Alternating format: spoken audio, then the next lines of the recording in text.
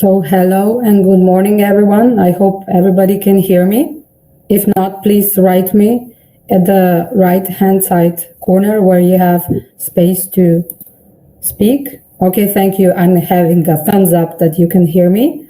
So good morning, everyone, and welcome to the session or webinar called Preparation of Concept Notes for the Call for Proposal Support to Civil Society Organization and Local Authorities in the Republic of Moldova, which will take place today and tomorrow.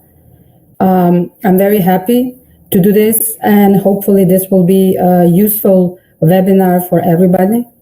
The webinar is divided into 3 parts, or better say 3 blocks. Each of it will be taking place for an hour and a half. I'll be aiming to have a presentation of about an hour and then half an hour questions. But still in this hour of presentations, so that things are clear and you have the possibility to ask, I will stop at certain points and give the possibility also to ask questions for clarification. So we really make the best of this online, non-face-to-face training. So let me just clarify exactly what we will do in each block today. So today we will have 2 blocks of an hour and a half, and then tomorrow there will be another block of a webinar, and it will take place at the same time as today. That is 11 o'clock till 12:30 Chisinau time. So in this hour and a half ahead of us, we will aim to do 2 things. First of you, to introduce to you the webinar, or actually our aims and what are we trying to do, and also how you will be able to engage in this online platform to also make it as much as possible interactive. And the main content focus of this block this morning will be that we will be looking to the guidelines for applicants of these specific calls. We will be looking at what are the rules, what are the eligibility criteria, actors, forms, etc. We will be looking at the whole guidelines of applicants, but we will be focusing mostly on the issues that have to do and the information that have to do with the preparation of the concept note, because as you are probably aware of, this call for proposal includes a 2-stage procedure, whereby in the first phase you submit only concept notes, and if pre-selected, you are able then or available to submit a full application. In the afternoon session of today, which will start at 2 o'clock for 400 times, and it will last till 3:30 or 15:30 Chisinau time, we will look at what is the specific issues and focus that the European Commission is expecting in EU applications, in concept notes, and in full projects. So this will be something that might be very useful information now that you are at the stage of considering your project idea, and considering also the requests that this specific call has. But it is important for also this information will be important for you for also when you will be applying for other projects, to just understand what the European Commission is currently focusing on and what it expects from project applicants. And the second very important part of our webinar block 2 in the afternoon will be that we will go through the specific structure, if you like, the template of the concept notes. So we will be looking at all the parts, that is description of the action, the relevant, the target groups, the stakeholder, the description of the added value, the description on partnership applicants.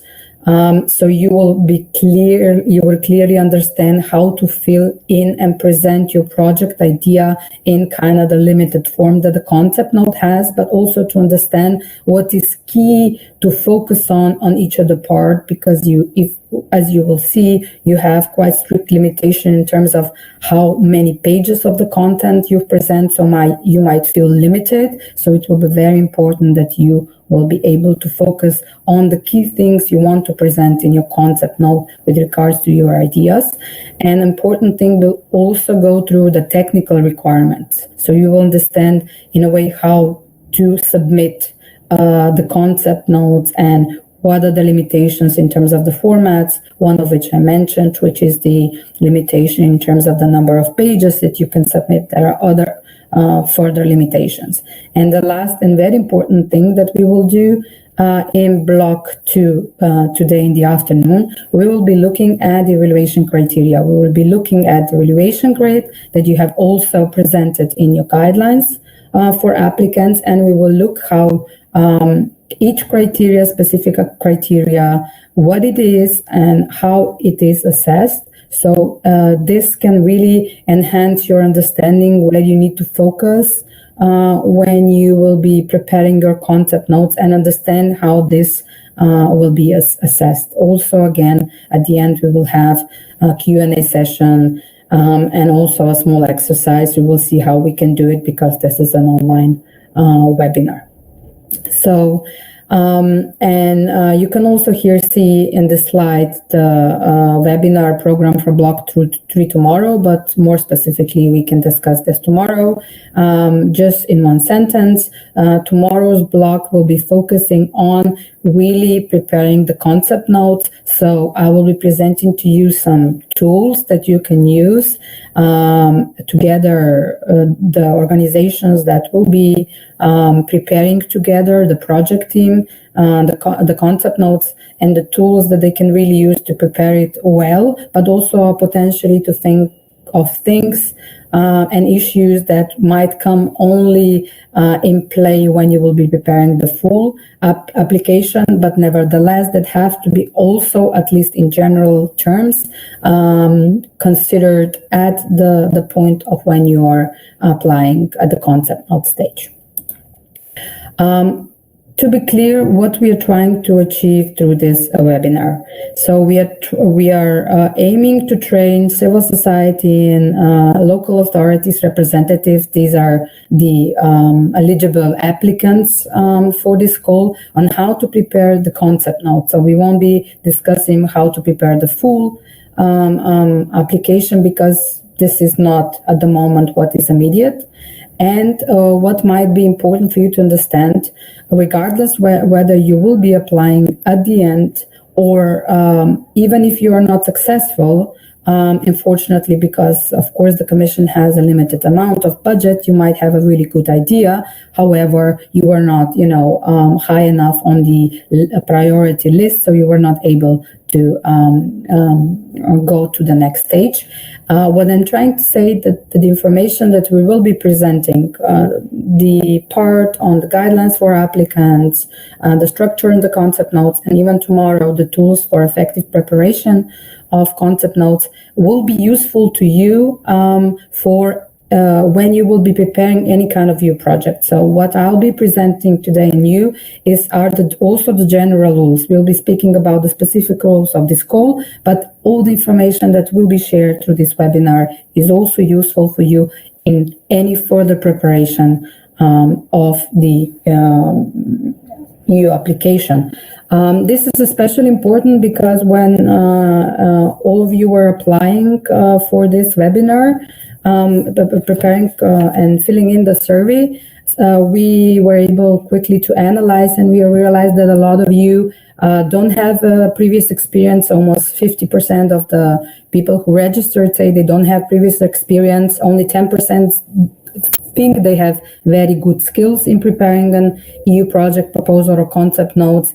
And we have 50% of participants who said that they have never applied and that they consider the procedures as complex, etc. I cannot promise that in this webinar I will be able to make the procedures less complex, but I will try. What I will try to you is to present the rules and the all of the elements of the concept note in a very clear and understandable and, let's say, as plastic as possible manner, so that it is really clear to you what are the requirements of the call, and how you should approach successfully to fill in the concept note form.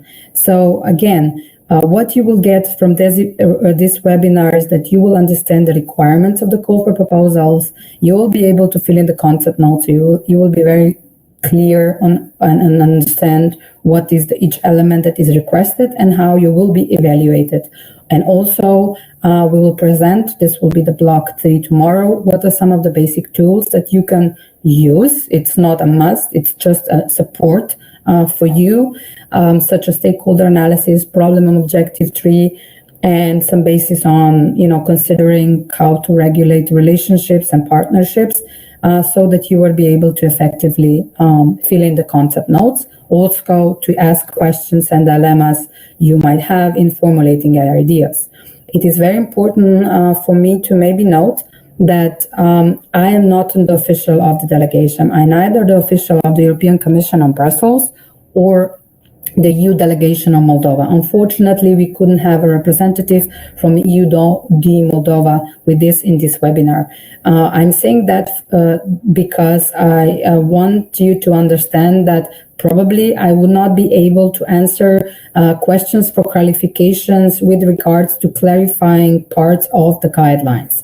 I'm an independent tamer, and the idea of this webinar is to help you understand the general remits of the call, but mostly to focus on how you fill in the concept note and how you approach and how you do that successfully.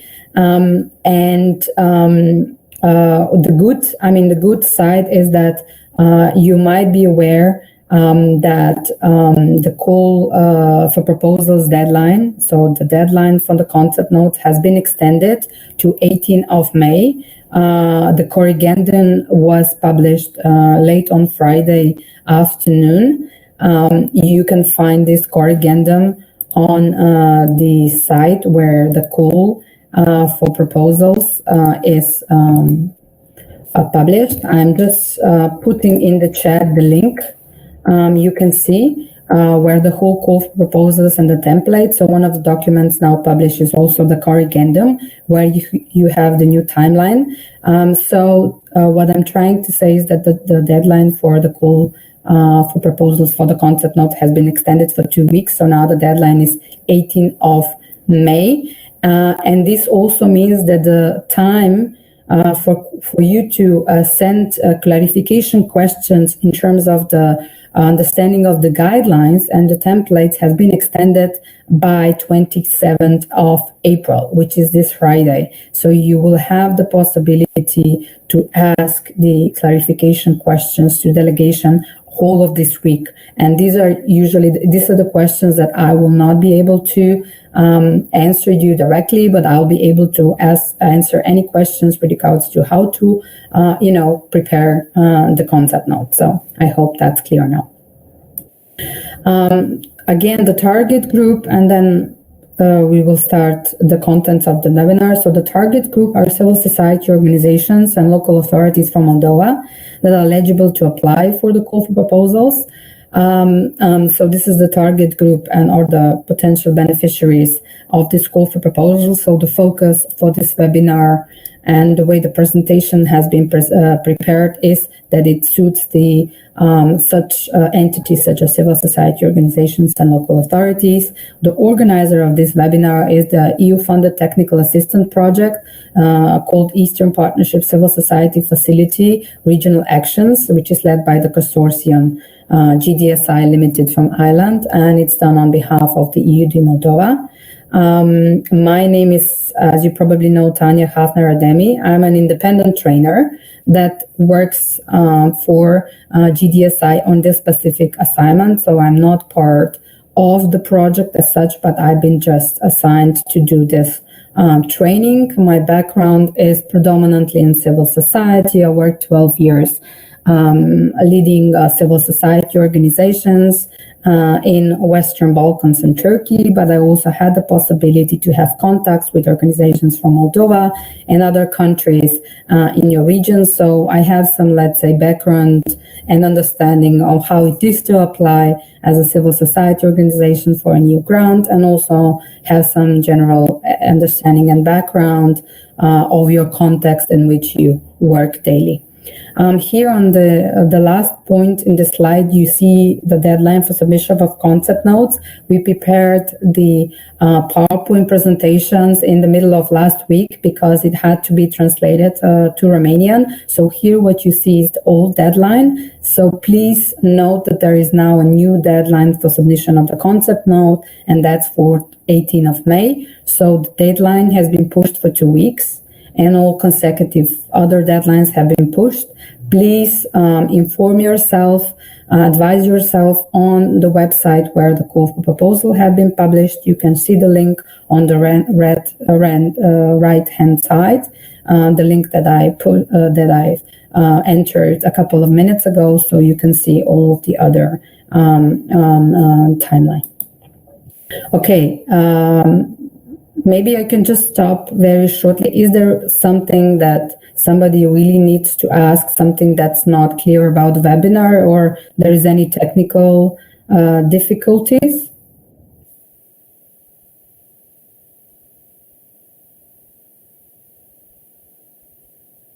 Okay, I don't see anybody writing, but if there is something, please do write in your chat part of the screen.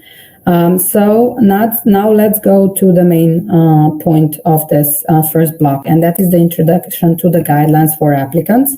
I hope each of you sitting in front of your computer, you have access either to a copy, a hard copy, or you have it on your computer. So it might be useful, so you can go back and forth. Okay, somebody's writing that everything is clear in English, so thanks a lot for that.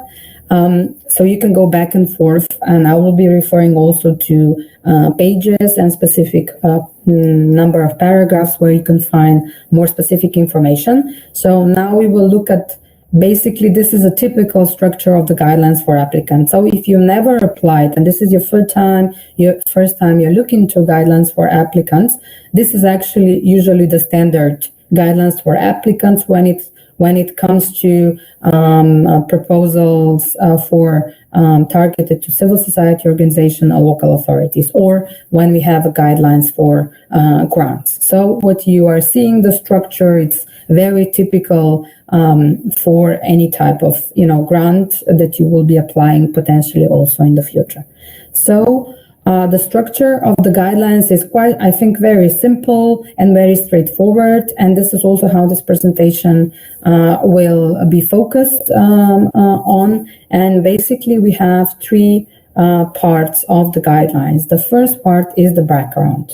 The background describes basically two things. The first is the background for, why this call for proposal is taking place, what are its objectives, and if there is any priority issue, this is where you will find it. So this is really the general background of why this call has been launched. The second and very important information that's important already at the concept note stage is the financial allocation. In this part, you have information, three types of information. The first is what is the overall amount that the Commission has set aside for this call for proposals. The second is what are the amounts that it's the limits for the specific grant. So what is the minimum and what is the maximum? It usually happens, this is the case with this call, that there are also different grant sizes specified under different lots or priority issues. So different size of grants can be expected for different type, let's say, activities or different type of set of objectives within the call. And the third part is that the call very clearly defines what are the percentages for which you can request a grant.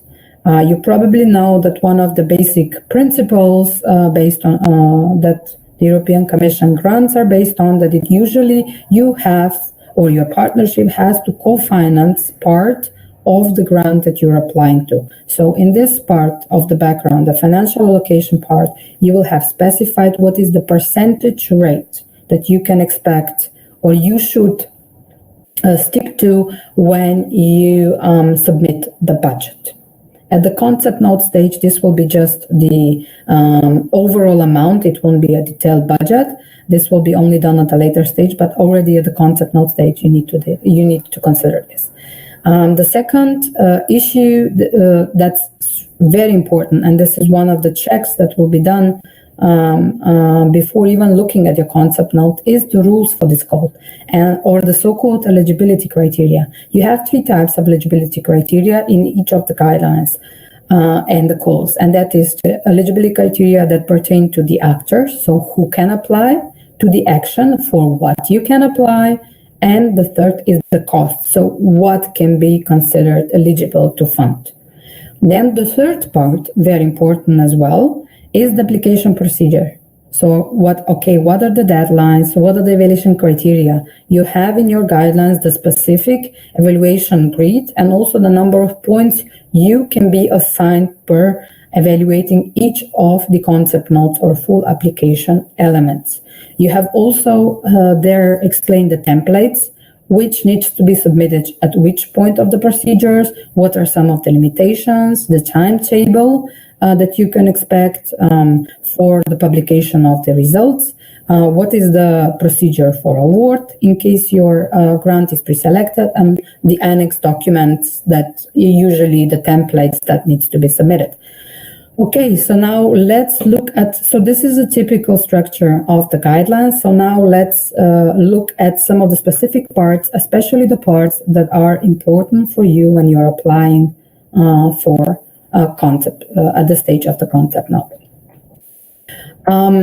We will talk about the objectives and the activities later on in this PowerPoint presentation, this webinar. So what I would like to focus at the moment is a very important issue, which is the indicative financial allocation and how you should understand of how you need to think about the, let's say, budget structure or the overall amount, the co-financing, and to understand how this function in case you have not had an experience so far. So in the background, this is the first part of the guidelines. In your concrete guidelines, you will find this information on page 5 and 6. Under point 1.3, you have a definition or you have an information what is the overall indicative amount made available on this, under this call for proposals. Can anybody write me what is the overall amount? Can you find this information in your guidelines? I mean, it's at the top. It's usually the first sentence under heading 1.3, financial allocations provided by the contracting authority. Can somebody type the number? Do you see it?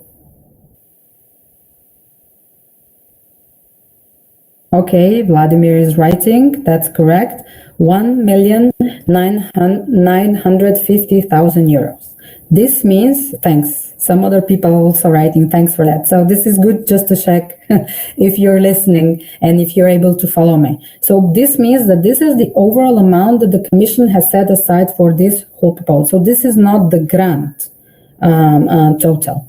You will see that further on, you have specified in this call for proposals, and somebody's already writing that, Juliana, thanks a lot, that there are also specific overall amounts that are available for lot 1, which is focused on enhancing CSO's contribution to governments and development process at country level, which is 1,150,000 euros, and lot 2, enhancing local authorities' contribution to government and development process, which has an overall budget of 800,000 euros. So you see that not just the overall amount, usually the Commission limits per different types of activities and priorities. So basically you see that under lot, you have a bit of bigger amount available than you have under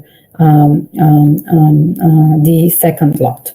Then what is very important that under each lot, you have also specified what are the minimum and the maximum amount that are available, or what is the size of a grant that you need to apply. So you have to strictly stick to this amount or within this amount, because otherwise your concept note will be rejected.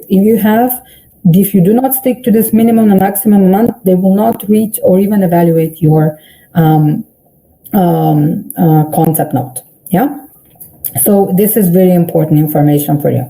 So you can see that there are again different size of grants envisaged, and that is that under lot 1 you have the availability to apply for a grant which is a minimum of 300,000 euros to maximum 575,000 euros. This would probably mean that you can expect approximately 3 to 4 grants to be awarded under this lot. For the second lot, the minimum amount is the same, which is 300,000 euros, but the maximum amount is a bit smaller, which is 400,000 euros. So basically, you can expect that, having in mind that the overall indicative amount for this lot is 800,000 euros, that you can expect that 2 to 3 grants would be awarded under this lot. So basically, you know what is the overall amount for this goal, but for you, what is very important is that you plan an activity, a project that is strictly within these limits of the minimum and maximum amount, considering under which lot you will be applying. So if it's lot 1, you look at the minimum and maximum and you plan within those 2 limits. And then if it's within lot 2, you have to plan your project or apply with the project with the amount specified there. Then the last but also very important information that you need to consider, that any grant requested under a call for proposal, this one or any other, must fall between, as we said, all the minimum and maximum amount, but also minimum and maximum percentage of total eligible cost of the action. I mentioned before that the European Commission very seldomly finances 100% of any project.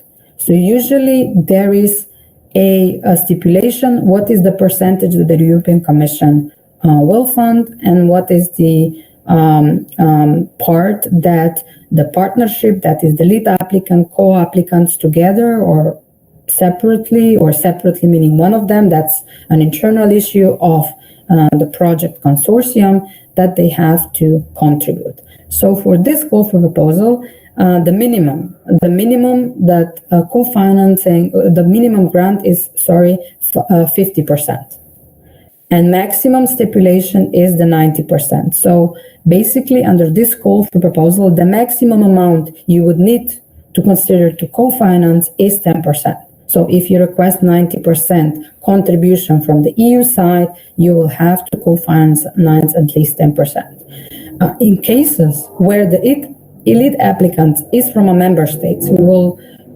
in a couple of slides, discuss who are the eligible lead applicants. But just to know that the information in the brackets, the 75% in the brackets, it refers to a situation where the lead applicant is from a member state. For example, if the project is submitted by an organization who is not from Moldova, but is from an EU member state. In that case, the maximum financing from EU for the project can be 75%, which means that the consortium, the partnership, needs to contribute 25%. So let me give you maybe a couple of examples. For example, if you will apply for this call for proposals with a total project budget of 300,000 euros, and you will be requesting the maximum 90% from the European Commission, this means that the EU contribution should be 270,000 euros and your own contribution 30,000 euros. So I hope that is clear. Another example can be if you have a project budget of 300, so something minimum, according to the requirements of this call. So 300, and you decide, no, we can just request 80% of financing from EU. This would mean that you would request 240,000 euros, while you would be expected to co-finance the rest, which is, I guess, 60,000 on 1,000 euros, and that together it gives you 300. If you're, for example, an entity from an EU organization from EU member states, and you can only, under this call, get 70%, 75% of co-financing, this means that if you apply for a project of 300,000, you can only get financing from EU in a maximum amount of 225,000 euros. In case, for some reason, you opt to only ask for 50%, so your project is 300,000 euros, and you opt for 50%, then you would request only 150,000 euros, and you would need to submit or find or contribute 150,000 euros. So basically, how you calculate this basic information or this basic limitation in terms of budget, that you take the total project budget that you envisaged and you multiply it by the percentage of the EU co-financing that you will be requested, and with that you get the number or the euro amount that you will be requesting from the European Commission, and the rest needs to be co-financed by you, by your own contribution, by contribution by other donors, projects that you might have but are exactly include exactly the same project activities. The only limitation that EU is very strict about, that you should not use other EU projects to co-finance another EU project. So you can have other projects, other donors co-finance, or you have your own contribution, but you cannot use other EU projects' money to finance a EU project. So I hope this is clear how you calculate this. Okay, let's move to the other rules, the three important information. So the who, the what, and what costs. So the first set of rules is called the eligibility rules. And this is very important information for you to consider, because this is one of the elements that is being checked before they will assess the content of your concept note. So if you do not if you're not within the eligibility criteria, for example, for the actor, so who applies, if it's not the right type of entity, then your concept note will not be even considered and will be automatically rejected. So as I said, we have three sets of eligibility criteria. For the actors or the organization or entities who can apply, we have a really set basically a standard call for proposals. So this is a very typical situation. And the actors are considered three types of entities. That is the applicant, or so-called lead applicants organization, who will be acting, if you implement the project, as a coordinator, and will be usually the interlocutor with the European Commission or the donor for all the information that needs to be communicated, and the documents submitted, the reports. Then the co-applicant, another organization or eligible entity, and also the affiliate entities. It is important for you to know that all of these three entities need to fulfill the whole set of eligible criteria that are explained in the notes in the section 211 in the guidelines. And this information starts from page 7. And you have very specific rules. I will just mention a couple of them.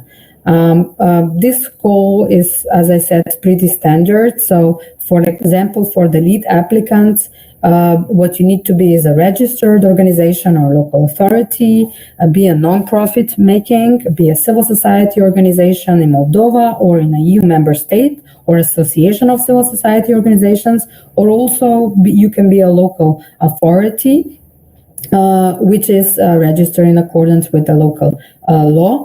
As I said, you are either such an entity, a civil society, organization, association of civil society, or local authority in Moldova. Civil society organizations from member states of the EU can also apply. What is important that you know that you need to directly implement the activities. And this will be strictly observed and can be monitored by the European Commission. What is important for you to know, so the other types of entities, you have co-applicants and affiliated entities. The rules of the call really concretely define what is a co-applicant. Co-applicant is another civil society organization, another local authority, whereas for affiliated entities, there is a specific definition that you will find on page 8 of the call for proposals, but this is basically an entity that has some kind of a link with the main applicants, either a legal or capital link. In cases when we talk about civil society, call and civil society organization, these are usually, let's say, networks, and can participate to the call, can also have their costs covered, and can participate in the implementation of the activities. What is important for you to understand is that all of these three entities, for example, even the co-applicant affiliate entity, which are not the lead, they are not the coordinator, they implement activities, but they are not leading that. They are not the one in relation directly with the donor, the European Commission.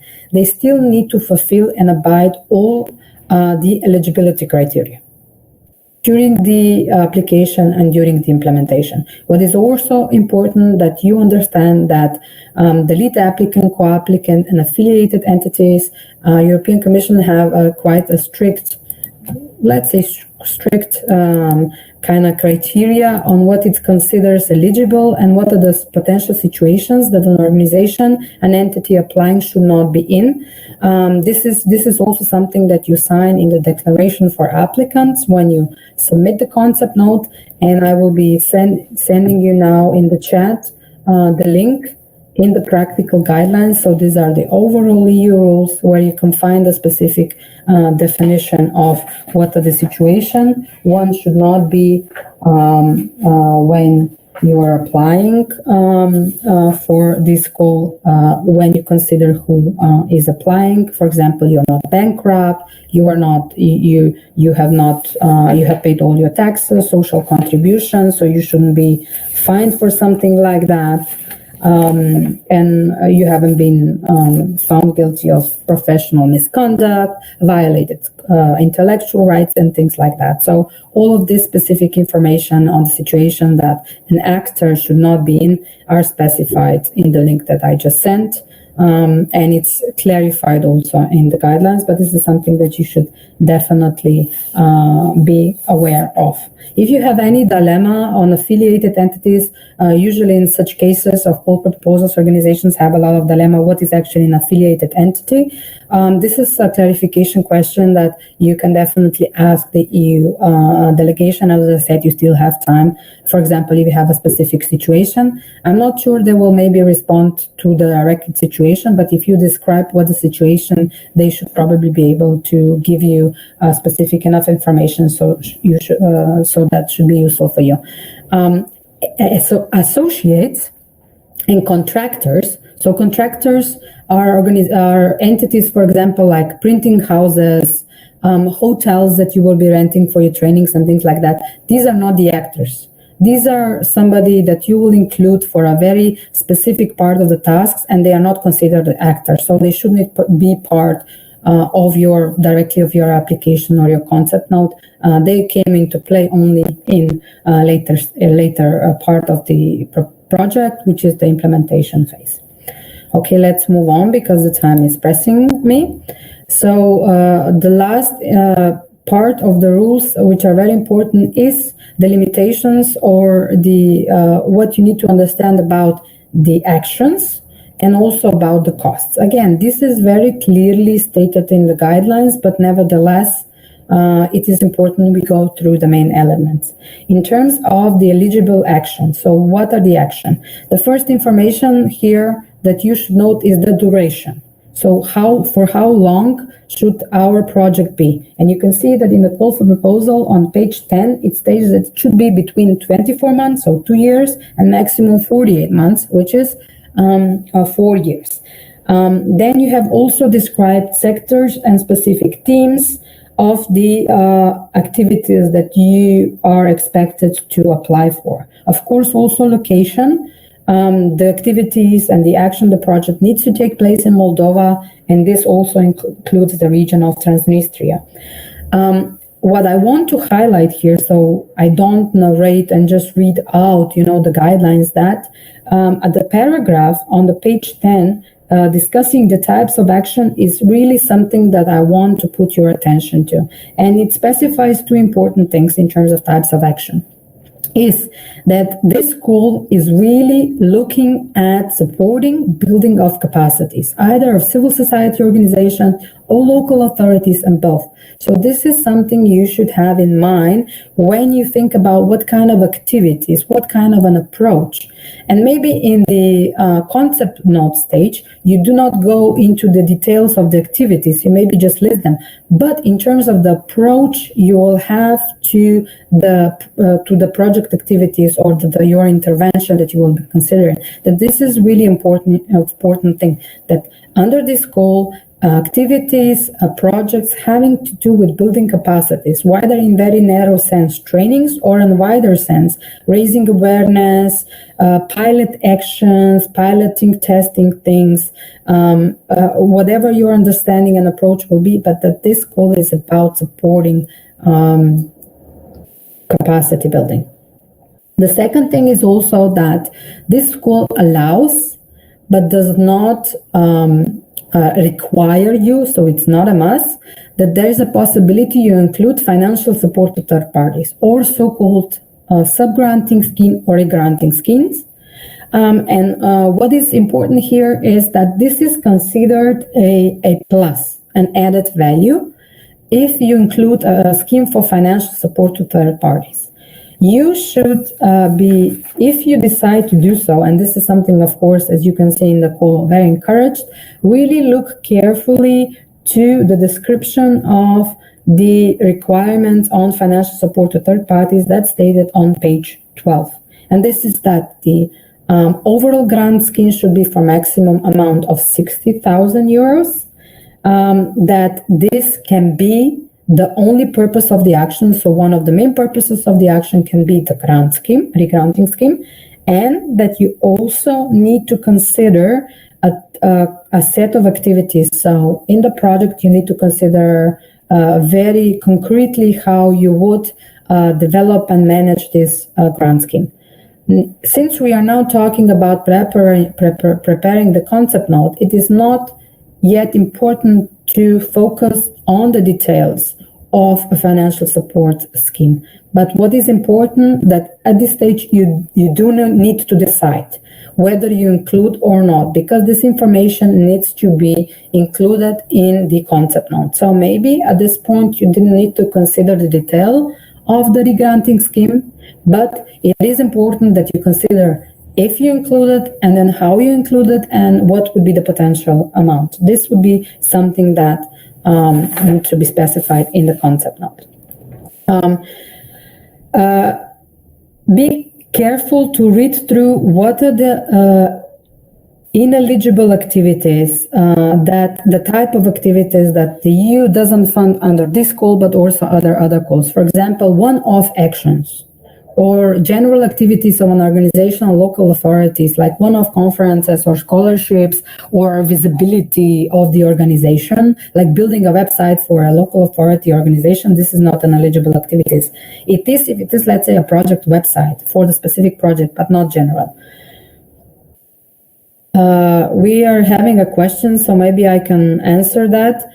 Eugenia Guinea is asking, should the sub-granting be managed by the lead applicant, or it can be managed by our co-applicant? It can be managed by the co-applicant. It's not a requirement. It's up to the partnership. As I explained in the eligible criteria just a moment ago, these are the actors. So it's affiliate entities, co-applicant, and applicant. And it is a commission leaves it up to the team, the project team, the consortium, to decide which of their, let's say, organization entities feel more comfortable or has more experience in doing so. So it can be a co-applicant.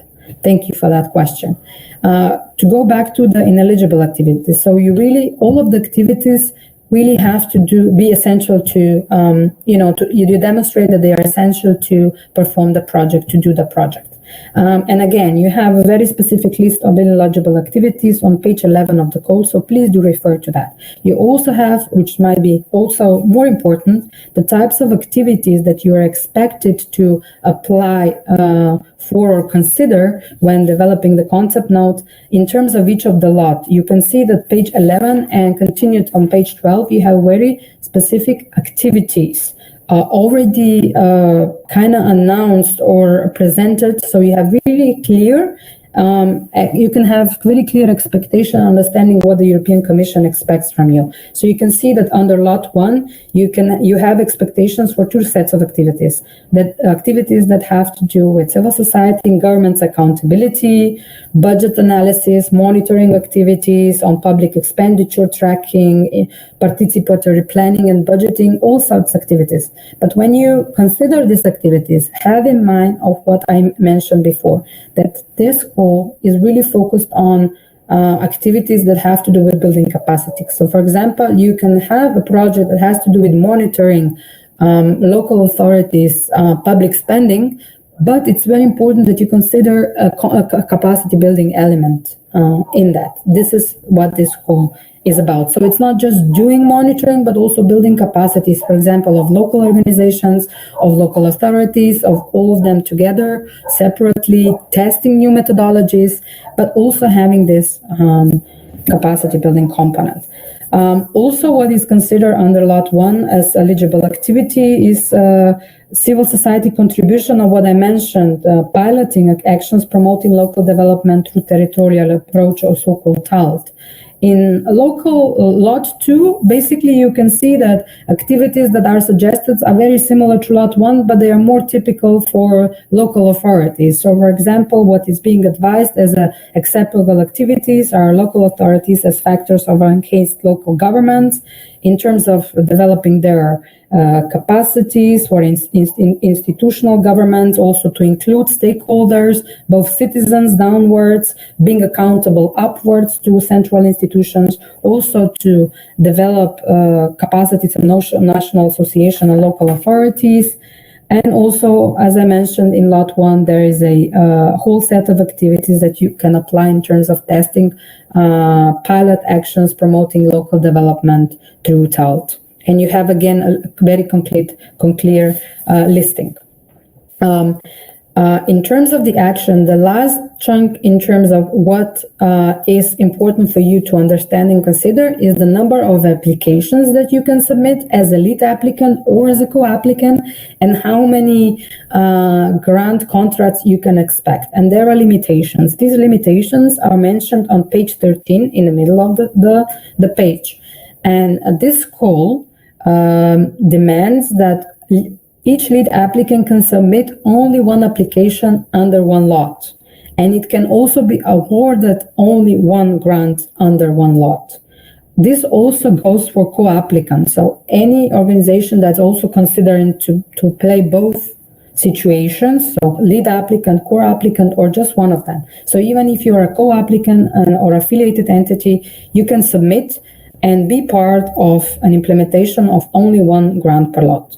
So the idea is that you really focus your resources on one intervention, because as you saw in the beginning, the budgets are quite limited. There will be maybe 3 to 4 grants in lot 1, and there will be 2-3 grants in lot 2. In terms of the costs, this is not maybe an information that is very immediate to you at the stage of the concept note, but nevertheless you have different types of approaches on how you can budget your project, the so-called actual cost budgeting or simplified cost method.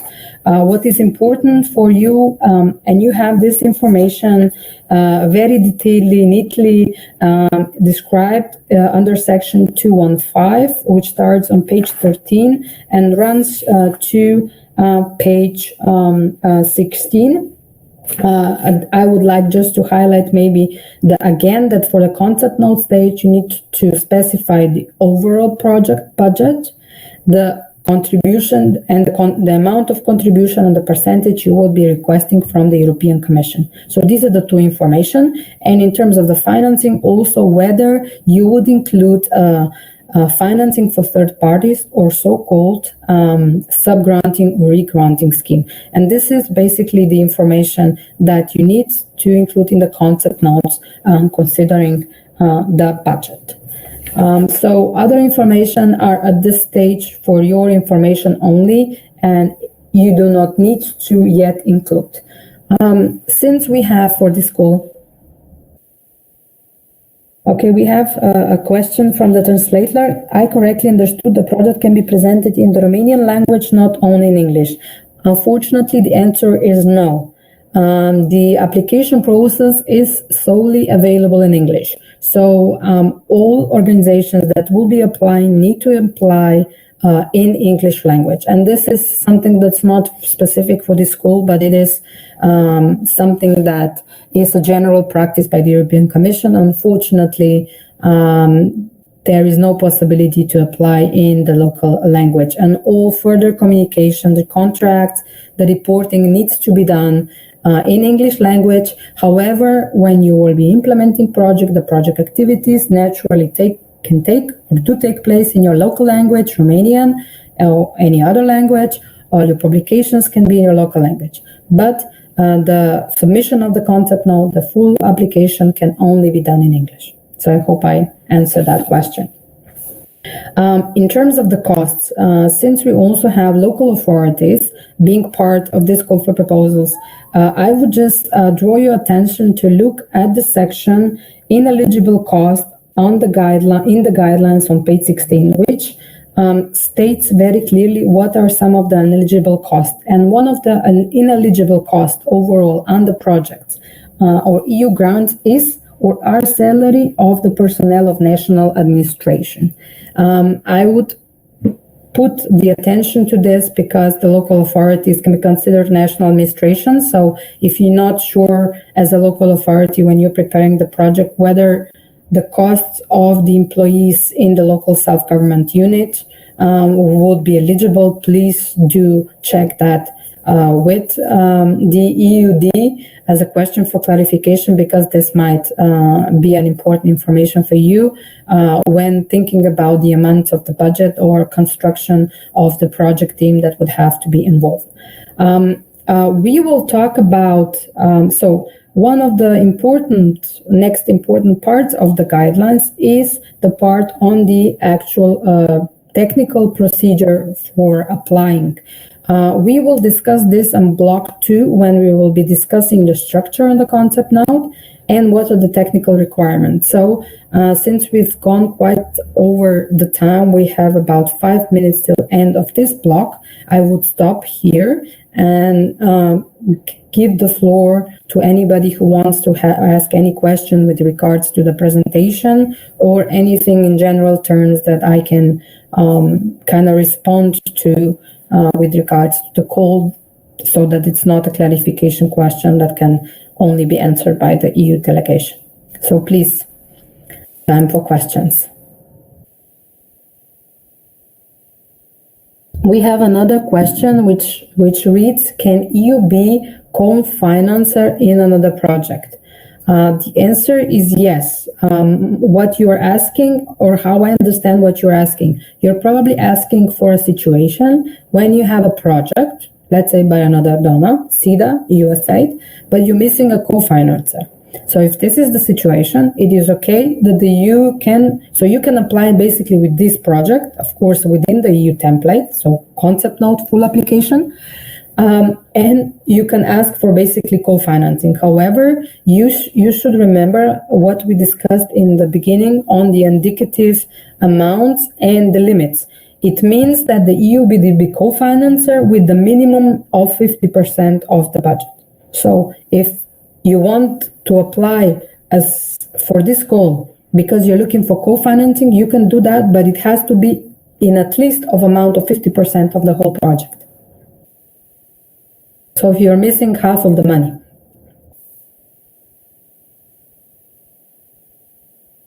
We have another question for Gonsear Alexander. Hope I read the name correctly. NGOs has to be registered in Moldova. Transnistria registration is not eligible. Okay, that's a really specific question that I think should be addressed to the EU delegation. In terms of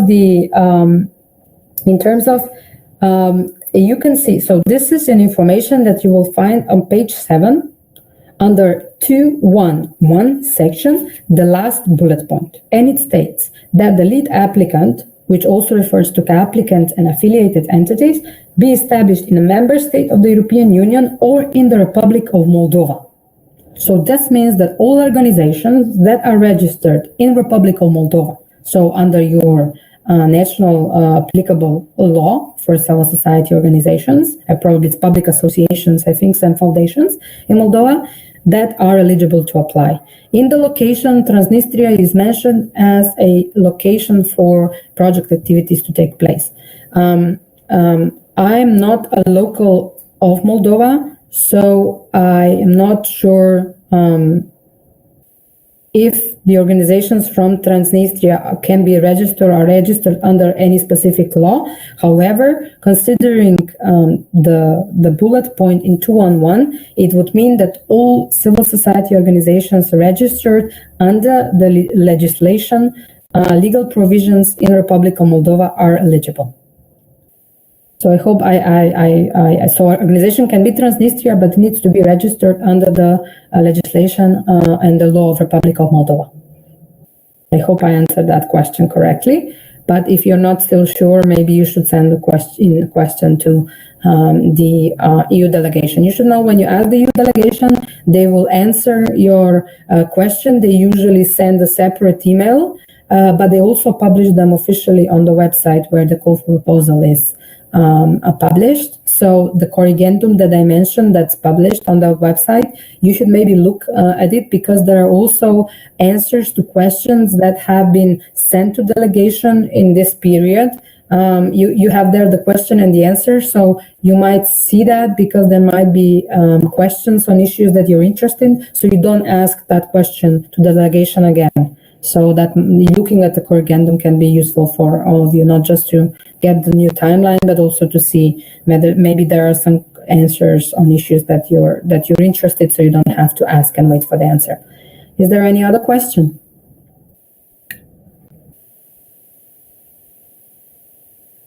Okay, Alexandra Humer is asking, could you give a specific example of an action activity under financial support to third parties? Okay.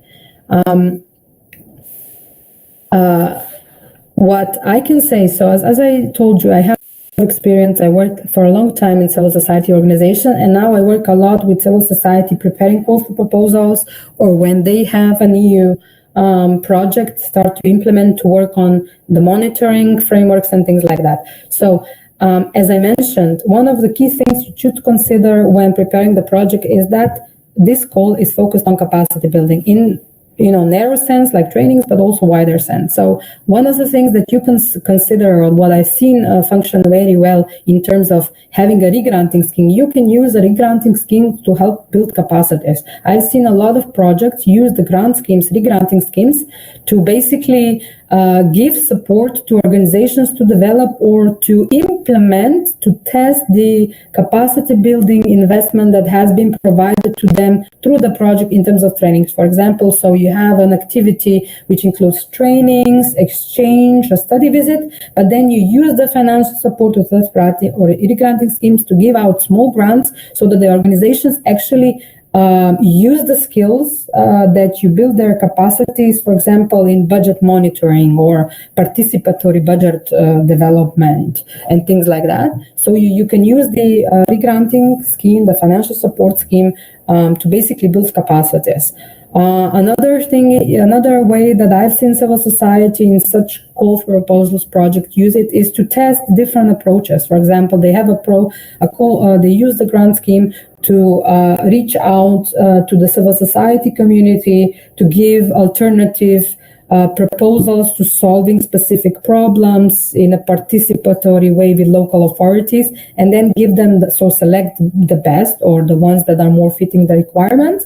And then the grants, the small grants, are aimed to basically test them out. So you can use financial support to third parties in very different ways. So basically to finance piloting of different new approaches at very local level. You should be clear that the financial support or the grant scheme is targeted to so-called grassroots organizations. You have that specified on page 6, just a second. Page 12 at the end, it's highlighted. So it can function in very different way. My main kind of advice to you would be to really think about as the re-granting scheme or the financial support scheme as an integral part of your project. It's not just something special. Okay, we also have the grant scheme because this will give us additional points, but actually to think about how this can be used as a capacity building tool or a piloting tool. Okay, so the next question was, where can I find the Romanian version of the guidelines? Diana, if you're asking me about the guidelines for applicants, there is no such thing. The Euro Commission does not translate or doesn't have available guidelines for applicants or any part of the project documentation in Romanian. This is solely available in English. Juliana, can the project be directly implemented only by a lead applicant without a co-applicant or affiliate?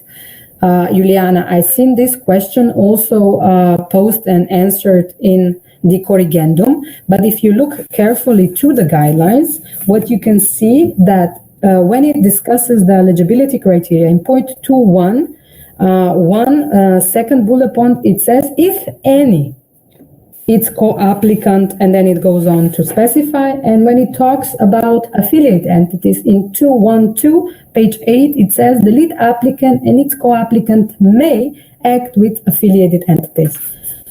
This to me seems that this is so that there is not a must, there is no requirement to have a co-applicant and affiliate, but you should know that the European Commission thinks that one of the basic underlying principles is a principle of partnership on all of its levels. So I think you can say that having a partnership with at least one co-applicant would be appreciated.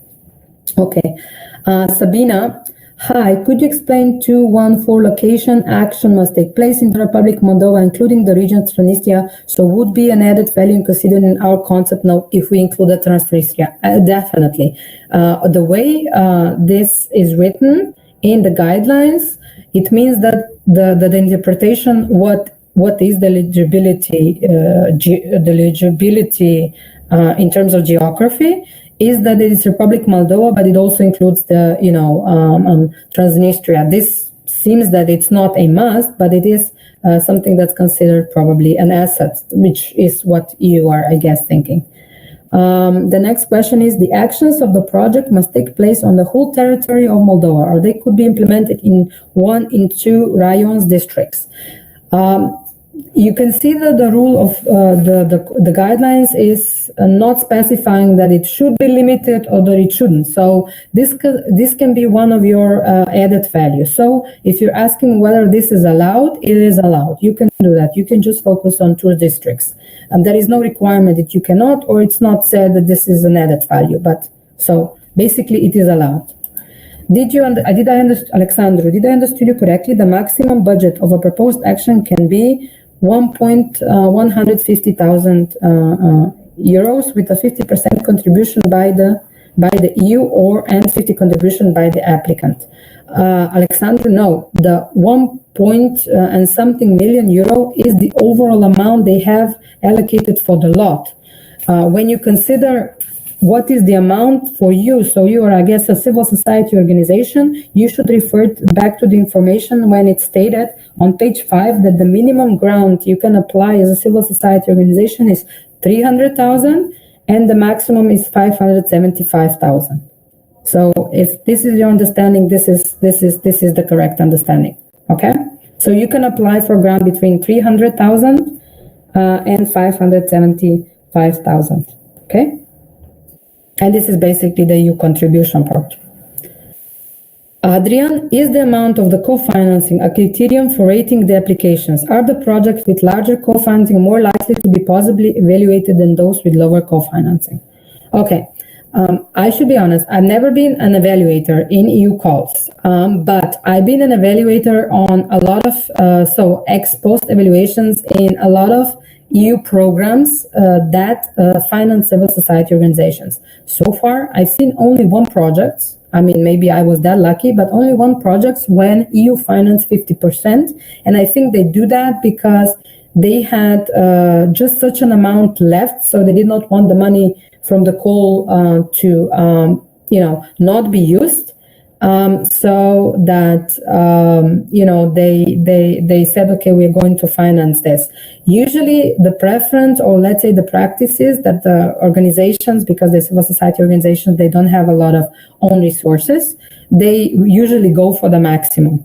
I don't think there is any preference or not preference. What would be more important when it's being judged, especially at concept note stage, and we will discuss this in block 2, is your project idea and the approach that you're taking, the specific added value that we will be taking, more than what is the amount of money. The amount as such is not judged, it's judged, let's say, evaluated upon the standpoint or checked as an eligibility. Okay, are you within the limits that are being requested in the call? And they just basically do a check. Okay, they are within the limits, and that's it. So I don't think you can think that this is like, a plus or a minus.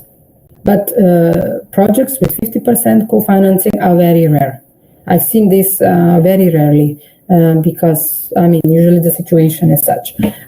Maybe one thing that I should also point when we are talking about the co-financing, that you should also consider the last sentence when the guidelines talks about the co-financing, and that is on page 6. The last paragraph basically talks about that you are eligible, or you are allowed theoretically to ask for even 100% of the cost. So basically you would ask how your project is worth 300,000 euros and you request 300 euros, but you really have to have a strong justification why this is so. So there are theoretically also exceptions allowed. So you ask for 100,000 euros, but this really has to be a duly justified situation. So this is also, let's say, at least a theoretical option. Alexandro, so the maximum budget of an action should be including applicant's contribution. So you're asking us whether the amount stated under the minimum and maximum amount refer to only EU financing, so EU part, or the total grant. If you go back to page 5, when it talks about the size of the grant, the sentence reads as follows: any grant requested under this call for proposals must fall between the following minimum and maximum amount. And as you can see, when these guidelines refer to the grant, it talks about the EU contribution. So I guess this refers to the part of the EU contribution. Still, if you are not sure, I would recommend that this would be one of the questions that you ask to the European Commission to be on the safe side, because staying within the limits in terms of the amount of the EU contribution is something that they check before they open the concept note. So it's very important that maybe you check this with the Commission. But the way these guidelines are stated, it means that this would refer to the EU contribution part. Do we have other? Diana, and if my project is less than 300,000 euros, this is not then eligible. It will be considered that it is not eligible because it is clearly stated that the minimum amount one can request is 300,000 euros in both of the lots, both in lot 1 and in lot 2. Okay.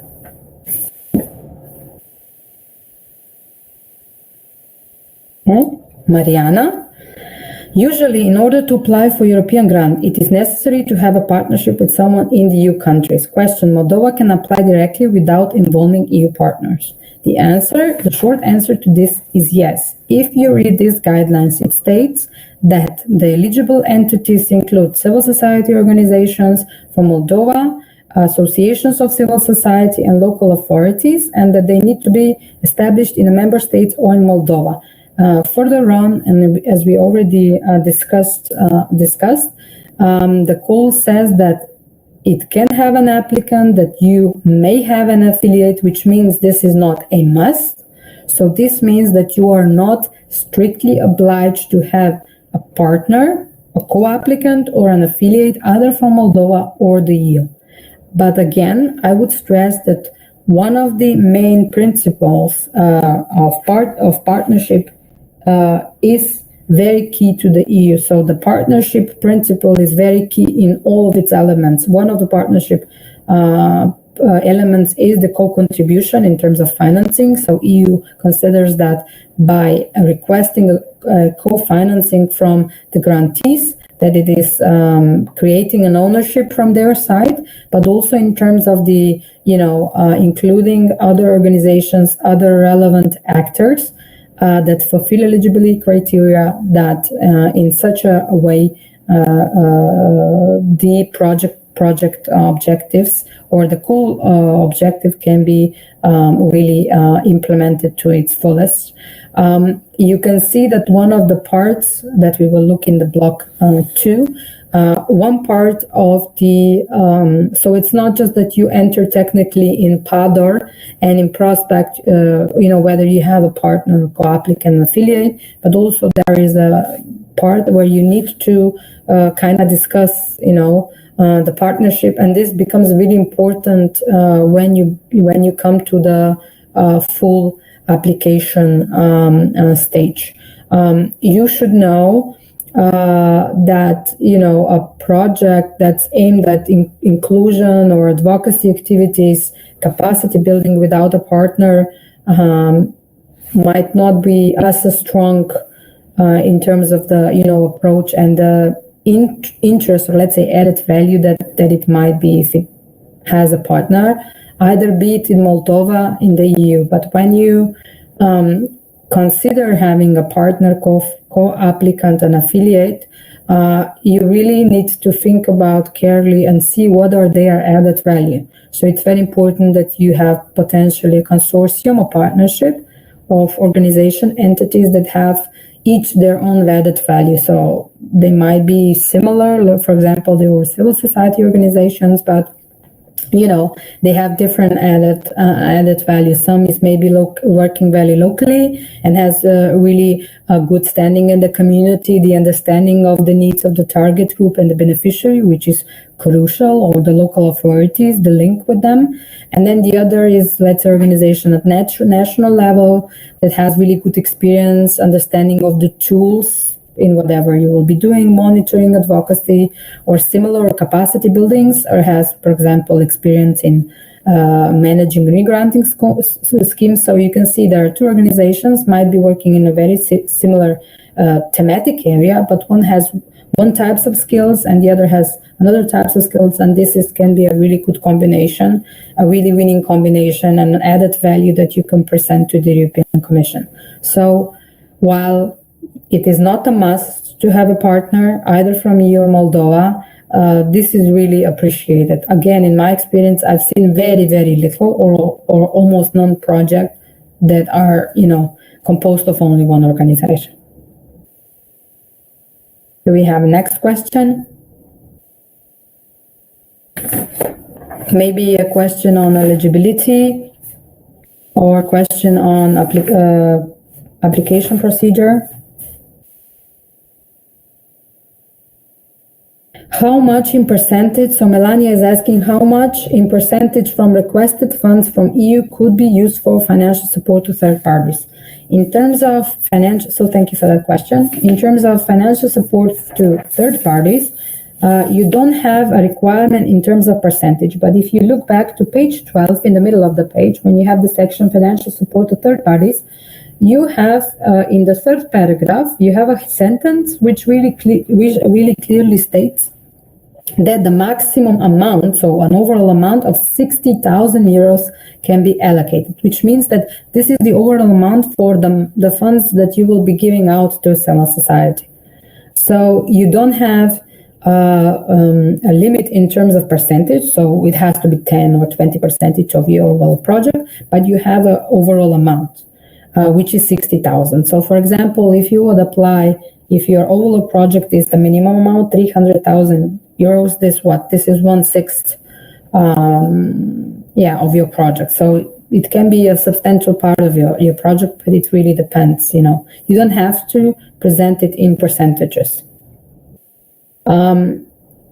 You can see that what in the next sentence under this section I already mentioned, but this is also something very interesting to consider, is that the guidelines or this goal allows for a project to be solely focused or wrapped around this financial support. So here it is stated that the financial support may be the main purpose of the action. So the main purpose of the action can be regranting or building capacities, etc. So we had before a question, how important that is. We can see that it might be quite important to the delegation here because it has the stipulation that it is allowed also to make this as the main purpose of the action. What would this mean in practical terms? An example of that I could think, for example, that your grant concludes, let's say an overall capacity building for local authorities or local civil society on a specific issue or in a specific region in Moldova. That includes, let's say, trainings, exchanges, but then the main thing is actually the grant scheme, because through the grant scheme, they would get the money to actually test the new approaches or the new skills that you get, and then you would have concrete projects, small projects for these organizations that they would do. So they would test the skills, the capacities that you developed with them, and at the end they could have a very concrete, output from that. For example, a publication of a monitoring of a budget in a local community, or you could have publications or different tools developed, etc. So this can be very important. Yes, Juliana, on this call, financial support to third parties may be the main purpose of the action. This is specified on page 12. In paragraph, 4, there is a whole sentence. Diana, the translator, is also asking, can be a quota of co-applicants of less than 30,000 euros, 10%? I'm not sure if I understand. Are you asking whether the co-financing can be less than 30,000 euros?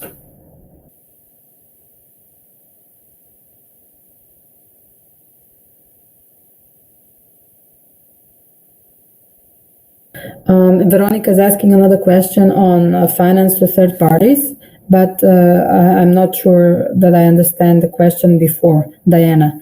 So you asked, this can be a quota of co-applications of less than 30,000 euros, 10%.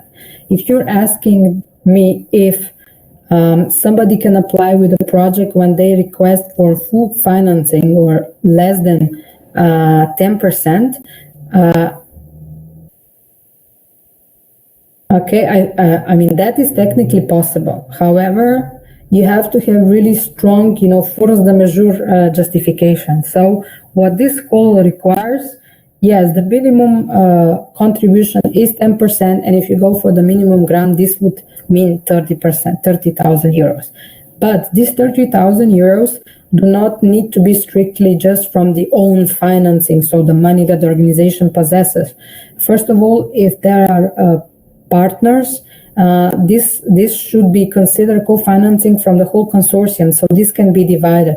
And also this 30%, as I already explained, can be provided from other donors' projects, but they have to have direct link with this with the activity, so they have to be for the same purpose. So there are different ways on how you can get to this 30,000% own resources together from the consortium, or the other donors, okay? Okay, Veronica is asking a clarification question concerning finance to third parties. 60,000 per one third party or more. Veronica, no, not for one sub-grant. This is the overall amount for the call you would have for. So you would have within your project 60,000 euros for the whole grant scheme. So this is the whole amount. And then basically you would chop it up into smaller grants that you would give out to other organizations. So 60,000 is the overall indicative amount that you would have for the whole grant scheme for the duration of your project. So, Juliana, your answer, if you try to answer to Veronica, is not correct. So the maximum amount is for the whole for the whole grant scheme. As you can see, it's also clearly stated in the paragraph. It says that the maximum amount of financial support per third party is 60,000 euros. Okay. If you're still not sure, because this is a clarification on the rules, you should ask the delegation, especially if you're considering making the your project the sole purpose of your project re-granting scheme. So if this is going to be the focus, you should ask this question to the commission, okay? Because usually the amount specified refers to the whole granting scheme. So I don't teach you something wrong, okay? Diana is asking, should a partner from a new country be obligatory? Reading this call, a partner from a new country is not an obligation.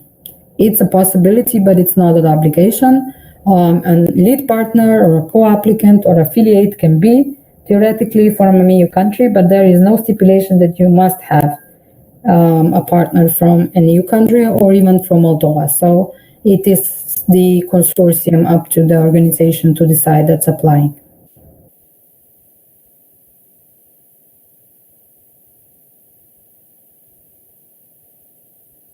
Sponsor Alexander, you're asking a very, a crystal ball question. If you receive finally the EU funds, when we have to plan to start the action.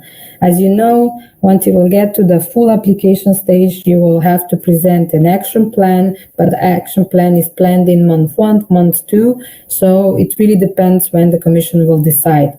What you can refer to is, or what can give you some direction is the timeline in the guidelines, which you have published on page 30. So you go to page 30 in the guidelines and you will see there an indicative timetable. And what at the end, the final point 10, tells you when they expect the contract to be signed. In the original call, it is stated that it will be 31st of October this year. However, as I told you, the timeline has been updated and corrigendum a clarification has been published on Friday, and in this clarification, new timetable is included, and that timetable says that the contract signature will probably take place on around 5th of December. So if you're asking me when you can anticipate to start this project, if it would go according to the new timetable, it would be probably the earliest would be beginning of this December. Diana is asking, can we apply during the period of time when we are co-applicant in another project financed by you?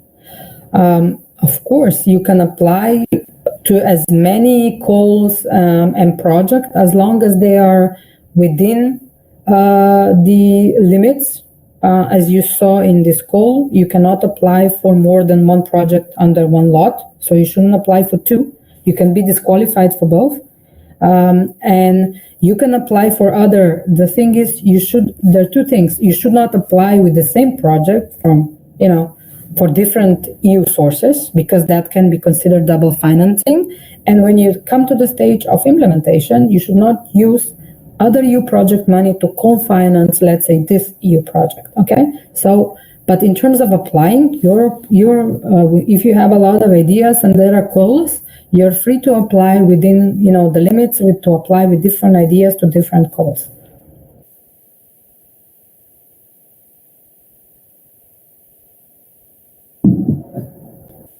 Christina Grosu is asking, should we have already signed agreements with our co-applicants from the concept note? From the point of view European Commission, you are not requested to submit any such document. So the answer in terms of do we need to submit a signed agreement with co-applicants? No. This might be something that's maybe useful to regulate initially, your relations with your partner, but this might depend on the history of your relations. Maybe you work together and you have trust, but maybe, or on the other hand, it's a new partner that you want to start working with. So this is your first cooperation, your project, and you might feel more comfortable, both of you, to put a couple of things on a piece of paper like memorandum of understanding. So this is maybe the beginning, but you should be aware that the information of the co-applicants and affiliates needs to be included in the application. So the basic information, this is the PADOR, so-called PADOR information, will have to be included. But a statement, sign an agreement, MOU, no. This is not a requested document.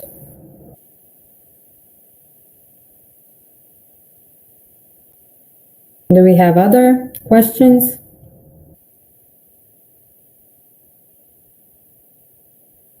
I see that the time is a couple of minutes past 11:30, so we are at the end, but still, if there is any kind of question. I see that most of the questions that are currently bothering you or like are in your mind are having to do with rules. And again, I do urge you to follow the site of the call for proposals, because I'm sure once 27th arrives, the commission, the delegation will again bring together all of the questions and answer, and they will publish them according to the new timeline. They should be publishing them and sending them to you individually on 7th of May. But you should, ask any of these very specific questions to be very certain to the EU delegation, because I'm not an EU delegation official. I can interpret the guidelines, but still, when you have their answer written, that's that's what is counts at the end. Eugenia is asking, the mandate should be signed by co-applicants at the concept note stage. I don't have access to the prospect or the PADOR because you have to be registered in order to access. So if mandate is part of prospect application or portal requirements, then this is something that should be signed. You also have in the guidelines specified how you can get support in filling out prospects. So that's the online. Let me just go back in the guidelines and advise you. This is the information that you have on page 18 and page 19. You have an email address and you also have user manual. So this is where you can find that. If I look to the offline Annex A1 concept note that is part of this call for proposal, there is no document called mandate, Eugenia. So I don't think that you need this for the concept note stage, but again, this is best checked with the EU delegation or the prospect help desk, because I'm not the final authority to state that. But in the Annex A1 concept note that you have on the call website, there is no such template. There is the template for concept note and the declaration by the lead applicant, and then you have the so-called checklist that needs to be filled in case, for some reason you need to apply offline. Gonzar Alexander is asking me, and we didn't need to be registered in PADOR or in some other system. The call is very clear. Let me just check what is the page in which you have this information. Just a second. It's very clearly stated in the call. You should go to page 16, section 2.2, And you can see that this is at the end of page 16. It is clearly stated that the PADOR registration is obligatory. I mean, this is an easy thing to do. You need internet and you need to log on somebody from your organization. And yeah, Juliana is also saying that the PADOR registration is obligatory.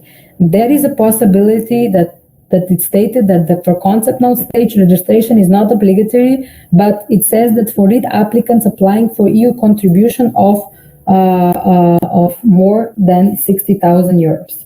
So, the minimum grant you can ask for is 300,000 euros. So you cannot ask for more than 300,000 euros. So clearly the requirement under which you do not have to fill in the PADOR is not going to take place for this school. So basically you should consider that PADOR is obligatory. It's a very easy thing to do. I know when I was in civil society organization, and Prospect is also easy, but I would really advise you fill in this PADOR in case you have not.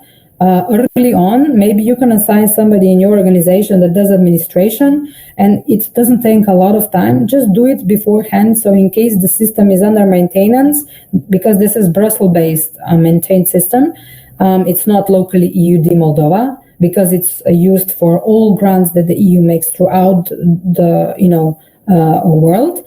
And also for prospects, don't wait for the last minute to apply, and please observe that all the times the clock are in Brussels times, so they are not Chisinau times but are Brussels times. So be very careful to observe that, because if you are late for half an hour and even 5 minutes, they might not accept your concept note, and they just reject it on that basis. And that would be a big shame, because you made your effort, you wrote an idea, you submitted all the documents, but if it's not timely, you can get rejected. So please also be careful about that. So shortly, PADOR is obligatory and Prospect is obligatory.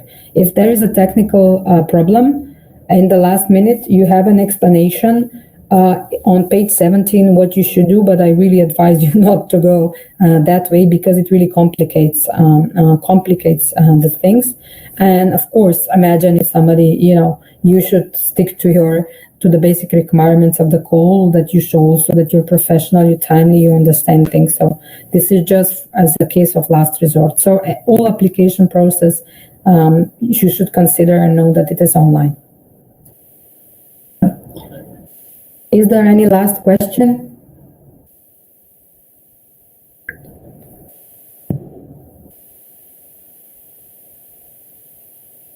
Thank you as well, Ludmila. Although I can't hear you or see any of you, I hope it's easy to follow my voice and it's not too fast. And hopefully it's not too fast for the translation, since we have Romania chat room and translation. So I hope that's understandable.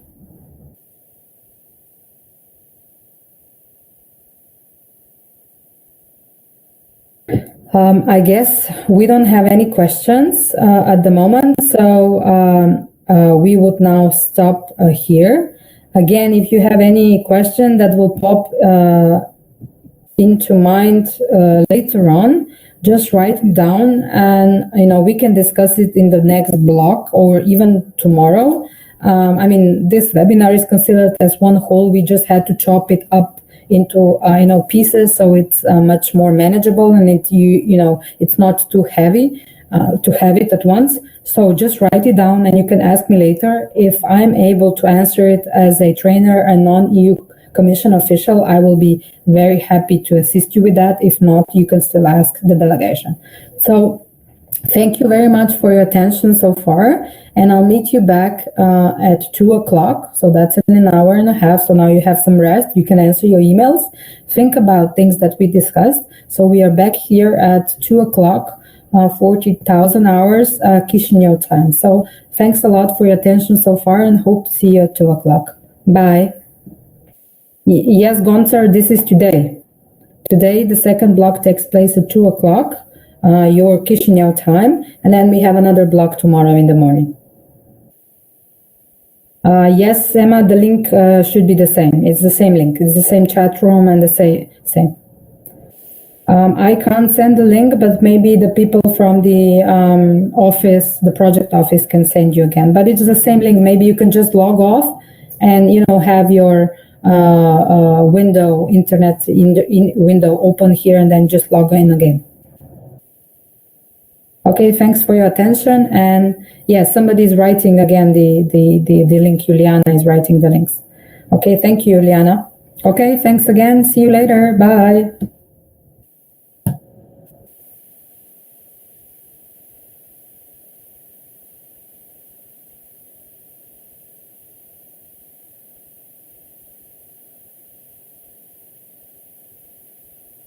Local authorities in Republic of Moldova. I know that we are maybe a couple of minutes behind, but I'm just waiting for the moderator to help me set up the presentation. Okay, I see it now, so we'll just start in a couple of seconds. Thank you.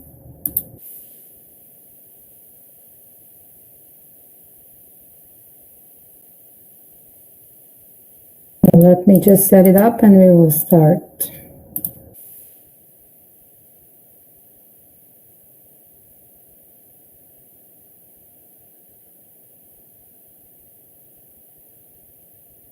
So I guess we are ready. We have, I think, around 30 participants. So hopefully many of other people that we had in block 2 in the morning will join us. I hope you had a nice break. Those who are joining us again, or lunch, or email break, or work break. However, and I hope we can be now together for another hour and a half. So this is block 2 of the webinar that we're holding today. The block 2 is called Role and Structure of Concept Notes in EU Application Procedure. And in this block of composed of 1 hour and a half, of which we hope 1 hour will be presentation and half an hour Q&A session, we will be looking at 2 issues. The first one will be to speak and look a bit into the issue of what is the role and how does the EU understand projects, and how does it expect them to be formulated, and what are its aim. You will see this has to do very much with how you would be formulating full application proposal, but I felt it important to discuss this also in this webinar, which is focused only on concept note stage, because it gives you the proper correct understanding what are the real expectations from the European Commission in terms of presenting your project idea to the concept notes, but also later on then through hopefully full application, and of course later on in implementation. So we hope we will spend a little bit, about 10 minutes, talking about that. Then the second most important part of this block of the webinar will be basically divided look at 2 issues. The first one is we will look at what are the main elements and technical requirements of the concept note.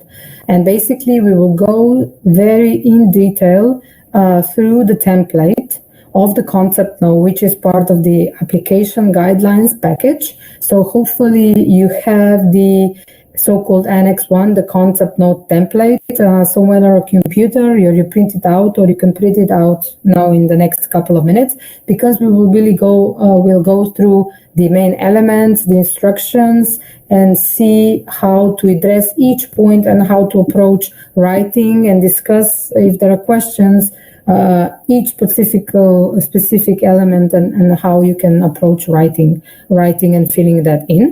So you should have a very clear idea how to fill in the concept note after this webinar block. And also we will clarify what are the technical requirements, also the application process. We addressed this a little bit in block 1, but basically we'll repeat what was said in block 1. So if you are not here during block 1, you will hear this now, and we will add on to that information in more specific terms. And then the second important part, talking about the structure of the concept note, will we look at the evaluation criteria. Specifically, we will examine the evaluation grid and really see what are the key criteria, or what is the approach, what you can expect from the people, the commission that will be examining your concept note. And we will also be having a small exercise which you will take home, and then we will come back with that exercise, hopefully filled in, tomorrow, and we will have a discussion. Let's say we will try to have some interaction, although this online space doesn't allow for our full interaction in terms of, discussion and face-to-face exchange. And naturally, at the end of this block, we will have hopefully half an hour Q&A session. So let us start. So the first issue, the role and structure of concept note in EU application procedure. So when you are preparing any kind of project, but especially EU proposal, usually people use, or in most cases combine, two approaches when they approach and start developing their project. And the first one, which is the most obvious, and I would suspect that you have heard about that, is the logical framework approach, or sometimes also referred to as the objective-oriented project planning, or OOPP. That is the most widespread approach being used. It's also the main approach on which the whole project, let's say, methodology and science or philosophy of the EU is based on. I mean, this is why the logical framework approach has been invented. And it's generally consisted of three phases. Phase one consisting of identification of problem, situation that you're addressing, and analyzing of stakeholders. And you will see that this first phase directly relates to the information and the analysis you're expected to provide in the concept note. So you can see that this really directly relates to even the template that the EU requires you to fill in. And then phase two is so-called problem analysis, transforming problem tree into an objective tree, and analysis of the strategy, basically deciding on where you are going to focus your intervention, your project. And then three phase is probably the most known phase. This is developing of the logical framework, or so-called the log frame. And this is, as I said, again, the most known, recognized, used, and the approach on which the basic EU project proposal ideology is based on. The second approach, which is gaining on importance, especially in recent years, is the so-called theory of change approach. Usually you recognize theory of change in a planning or a logical model, and it's usually kind of presented in most cases like a chain or a diagram, which is also usually accompanied by a narrative. The next slide, the slide that you have now in front of you, is kind of, let's say, a very basic visualization of what is kind of the difference between theory of change, or what are the main elements with vis-a-vis logical framework. And this is just to give you some kind of like sense why am I talking about this. So basically, theory of change gives you, the whole palette of issues, objectives, problems, and the whole story, if you would like, of what you're trying to achieve with your project and the change you're trying to achieve. While is in the logical framework, its logical framework basically zooms only on the logic or the path or the activities that you are undertaking within your project. It totally abstracts or abstracts the context in which you are doing, and all the other problems and all their so-called pathways to change. So you can see that the logical framework really very much focused on project activities, on step-by-step, direction and logic, what you're doing now, what you're going to do next, and right after the other one after the other. Whether the theory of change looks at much of a kind of broader picture, and your intervention is just part of that wider picture. So this is just kind of visualization, so you have, let's say, basic understanding if you hear at any point theory of change or logical framework. This slide gives you just a couple of main points, explain just a couple of main points what is a logical framework approach if you really have not heard of it. So it's or the logical framework as a tool is diagram, description of project or program, It tells you how this is going to contribute to the outputs, the outcomes, the goals, and the results of the project. As I said, it's a key part and element of project cycle management or objective-oriented project planning. It's usually shown in a matrix, in a log frame, or sometimes a flow chart. Its drawback is that it's linear, so it abstracts. It does not consider all of the other elements that affect the project or other interventions, although it does anticipate and includes risk and assumptions. And it can be a tool both for planning but also monitoring. And here on the next slide, so I'm not going to explain in detail theory of change. This is not needed for current purposes or the purpose for developing the concept node, but you can just see very schematically, what are the differences or the same thing. Basically, the differences, as I mentioned, is that logical framework approach or log frame zooms on a very specific pathway or its very detailed description of your particular project. But the thing is that the negative side, the drawback of logical framework is that it focuses very linearly and just on your intervention, and it focuses on logical steps and maybe on results. Whether theory of change looks at your intervention but also shows the bigger pictures, and it's kind of drives and focused on the change, on presenting, okay, what are we going to change with our projects and what are the changes that other actors are making in this specific issue that we're working on. So now probably by now you're asking why she's blaming us, log frame and theory of change, if we are now discussing, filling in the EU concept notes template. Well, now you're going to get your answer. And the answer is very straightforward. In 1992, the Commission adopted so-called project cycle management, and this is a whole big manual, I think 600 pages.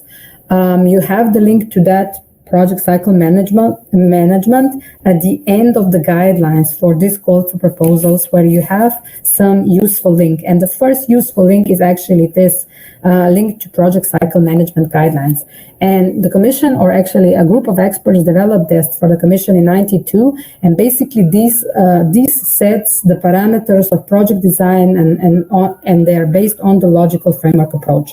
So basically, logical framework approach in its basic, let's say, element is the main ideology, or if you would like, the main tool that the European Commission uses, also other donors, but European Commission, in terms of its programming and planning and implementing projects. And since you're applying to EU, this is the basic ideology that stands behind also preparing your concept note and your project proposal. So it's very important to understand that the log frame is the alpha and omega, if you like, of project proposal preparation.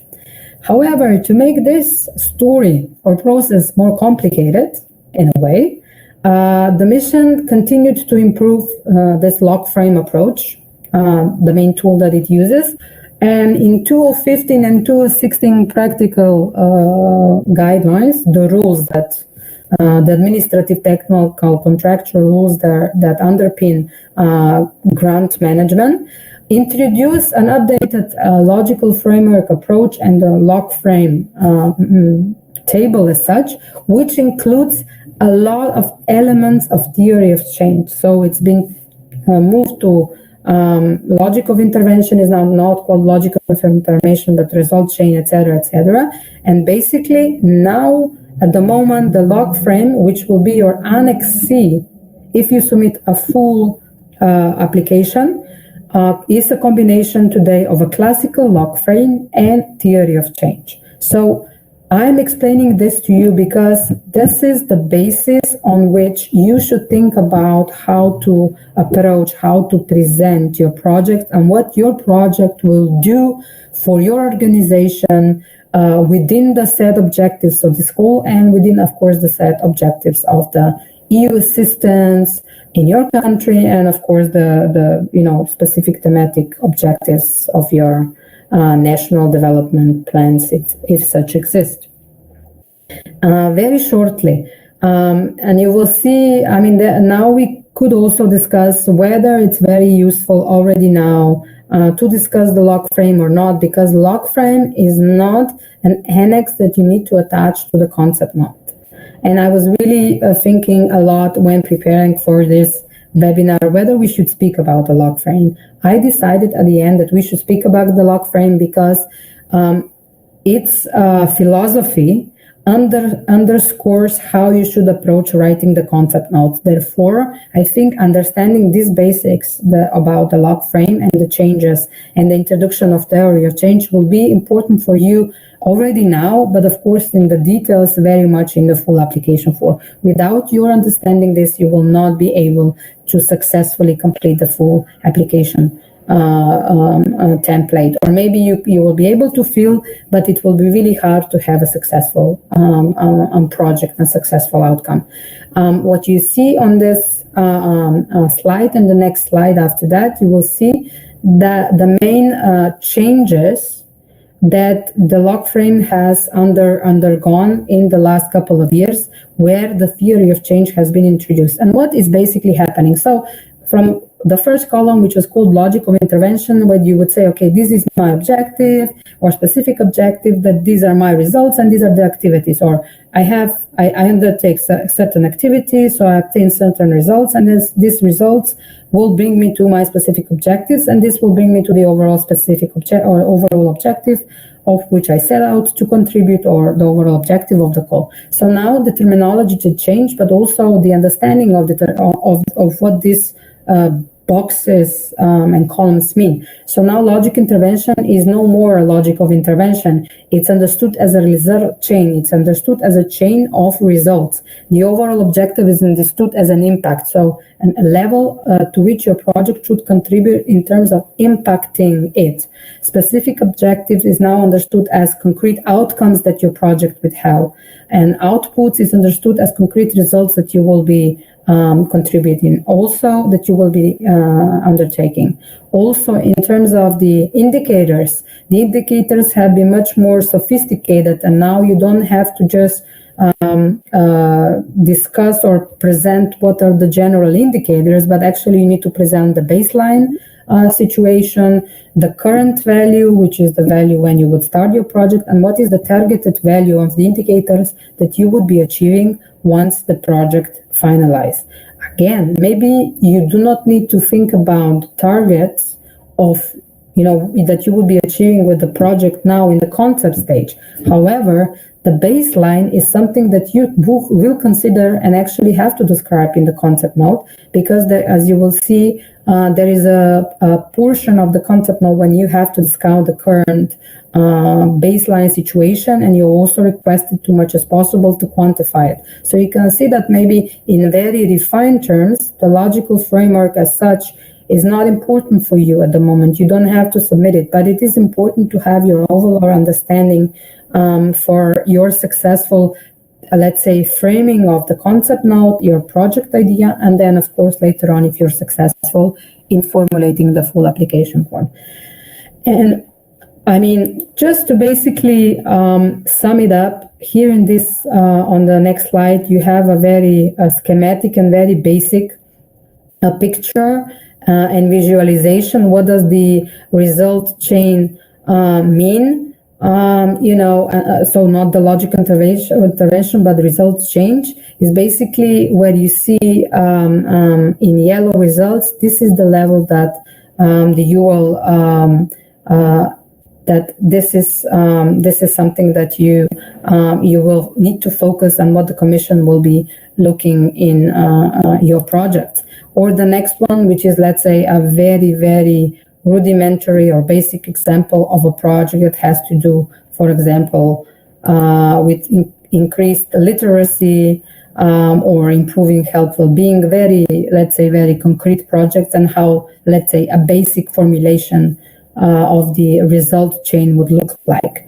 The main take that you should have from now me explaining what is the importance of a logical framework approach and theory of change in presenting the concept note, but also in in EU project management, is that European Commission is now not just focusing and looking for very well formulated activities, precisely quantified, but what the Commission or the delegations, your delegation Moldova will be looking for in your concept note will be what is the change that your project is going to make, or what is the change that your project is going to contribute to within the general and specific objectives that the COL has specified. So while you are thinking about your project idea and formulating for concept note, and you will see in the concept note you have very limited space to explain this,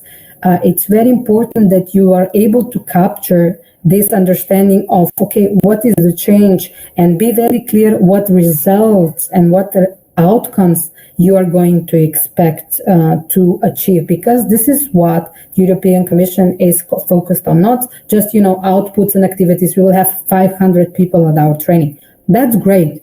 But the Commission will now ask you, okay, that's great, but what are you going to achieve with this? So what is the impact? What is the outcome? What is the result? And this is the main message that I wanted to transcend and communicate to you when you're thinking about your ideas. Also, since you will be only focusing now on concept note, please be careful. Do not be too ambitious, because that everything you will write in the concept note will limit or will determine how you will approach and what you will be able to write or expand on writing in the full application and later on implement. So on the one hand, of course, you want to kind of sell ideas. You want to show how this is important, how you're going to bring about change, but do not exaggerate. Be realistic about what you can achieve, so you do not have to, knock yourself out on the head later on because you say, oh my God, I promised this and this and this. And I mean, this is not realistic. So please be careful to consider this drive to show the change and result and the impacts that you can achieve. So it's also attractive for the European Commission, but make it clear and realistic. So please bear this in mind while you will be formulating your concept notes, and also have this really well in mind, hopefully when you're successful, when you're formulating the full application process. Full application template. I see that there is something written in Romanian. I don't know if that's a question. It's from Aleriu, NGO Habitat, but I can't understand. Can the translator help us?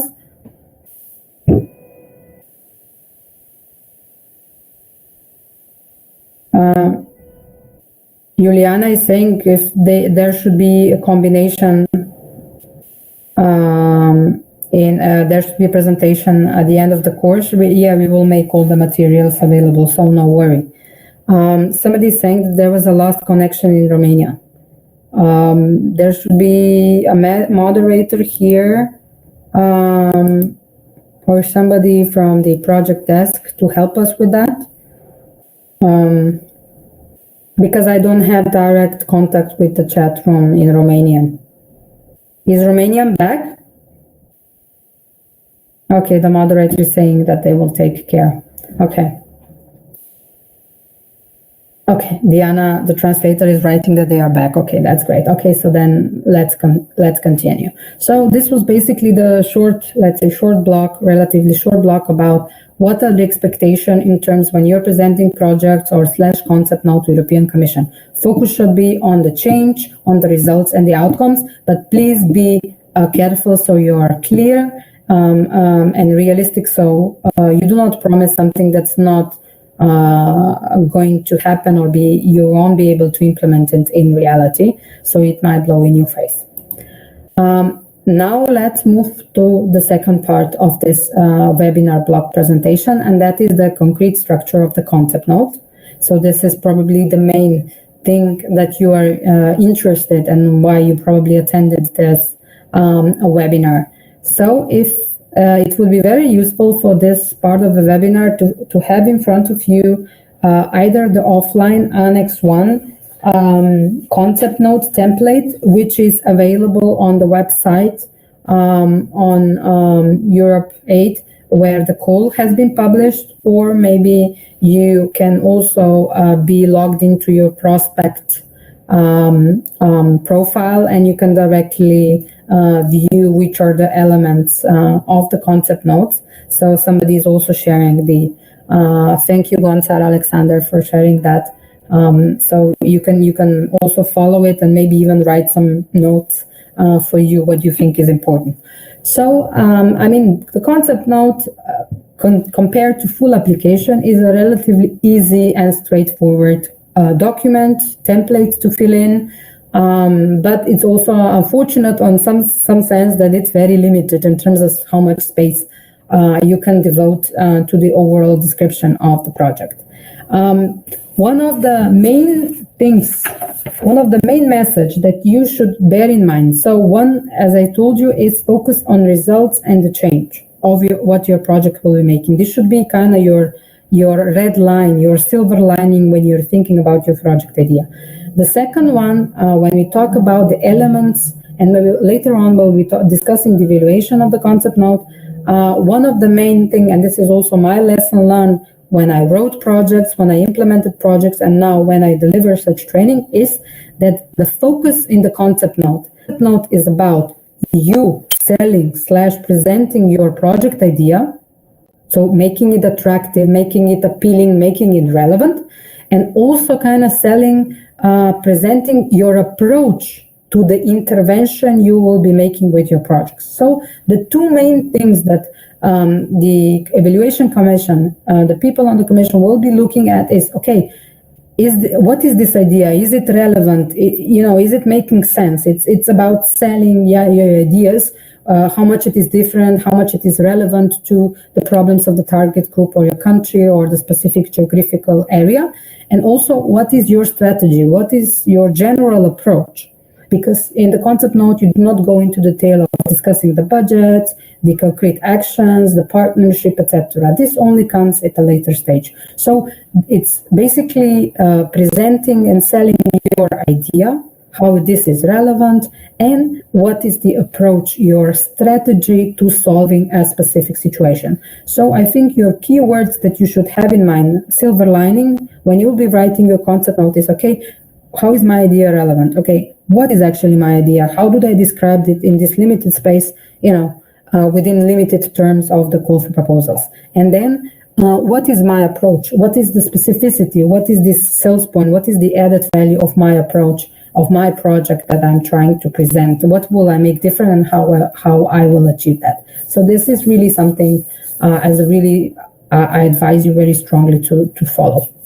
So I hope you have made notes on that. So basically there are two main elements in terms of how you write the concept notes template, and you have this basically described in the beginning of the template.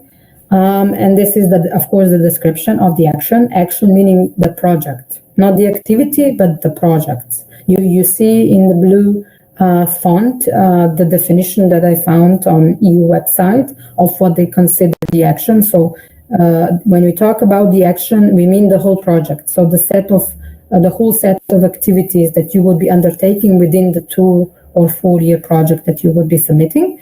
And a very important element in a concept note is relevance. So how is your action relevant? And we will see what it needs to be relevant to. There are also some information, but very limited, about the partnership. And we will discuss this, which are there. So the first element in the concept note is the description of the action. And if you if you have the offline version in front of you, I would advise you to look to page 7 of the annex of the concept note, which is titled Instruction for Drafting the Concept Note. So you have very clear description of how you should draft, how you should write. And you will see that the description of the action is composed of several points, but the first one, technical, is that this description of the action can be in length of maximum 1 page. So this is very limited. You need to answer all of the points mentioned in this slide in maximum 1 page. So this is very limited. So it's very important that you are, you think what do you want to write, what do you want to address, and also how you formulate. So it's concise and it's as short as possible. It's straightforward and explains your description. What are the elements that you should describe? Basically, all of the elements that are given in the description, and you can see here on the slide, this is something that's basically a suggestion. I would not advise that you omit any of these, so you should cover all of them. But if you think there is another set of information, so another paragraph or a couple of sentences that are very important for your description, your presentation of your project idea, do include it. You're not going to be punished for that. But basically, what is given in this instruction is the basic expectation of what you should have as like minimum information. It is up to you. Each of these doesn't have to be one paragraph. Maybe the background situation can be 2 paragraphs. You think it's very important for you to set up the project, to explain, to make it convincing, that you have two paragraphs. You have enough information. If you think it's less, then just have a couple of sentences. It's really up to you. It doesn't mean that each of the points needs to be 1 paragraph. It really can vary. So what should the description of the action include? It should first, and also the order in which it should be presented. This is not mandatory. It's not obligatory, but this is what the European Commission instructions advise. This is usually how they are written. So it might make the evaluator and the concept note might be more, understandable, because this is the order that you are.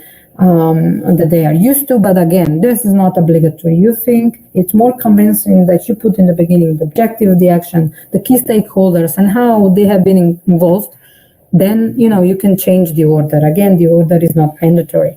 But if we follow this order, it would mean that you would include some information on the background preparation of the action. So what are the activities undertaken, or just a couple of sentences, introductory sentence on the topic, on the theme that you would be working on. Then of course the second would be natural. What are the objectives of the action? And of course this objective needs to be in line with section 1.1 of the guidelines for applicants. Section 1.1 outlines the general and specific objectives. You can also be guided in how you formulate your objectives with the part which describes types of activities under specific lots, because they are quite concrete.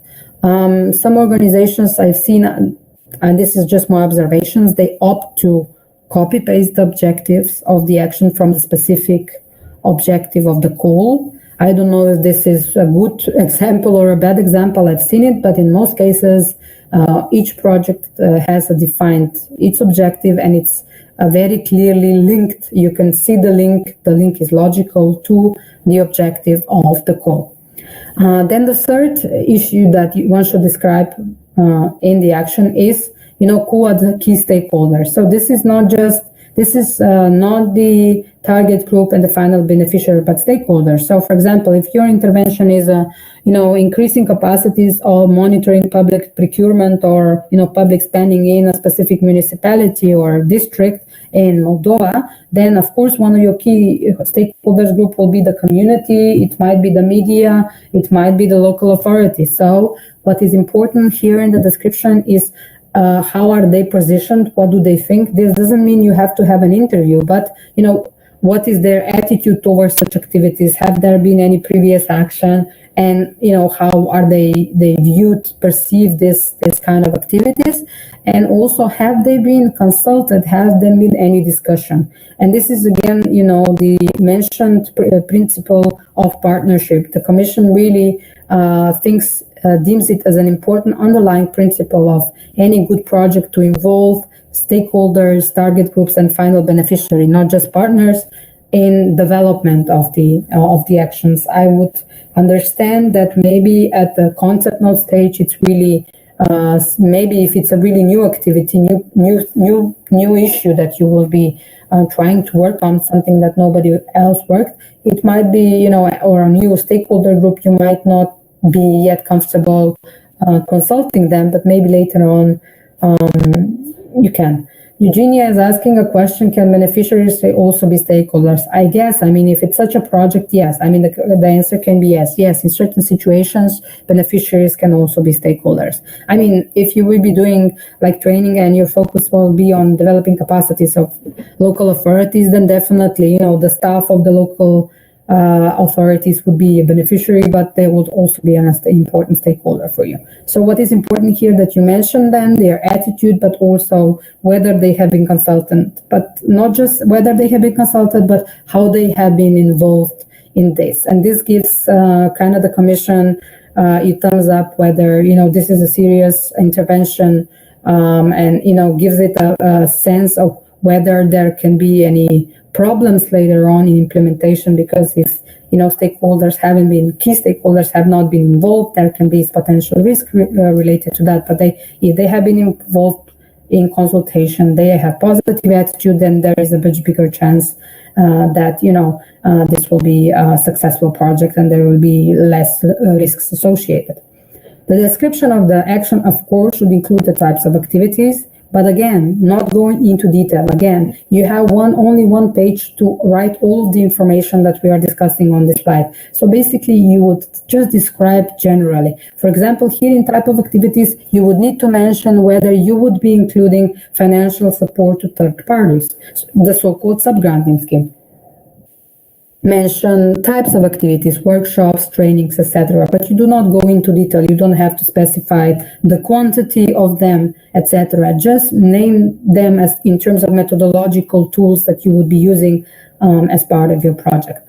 Also specify expected outputs, outcomes, and impact, and including how these are related to the activities. So you see here in the brackets, you have a log frame and a question mark.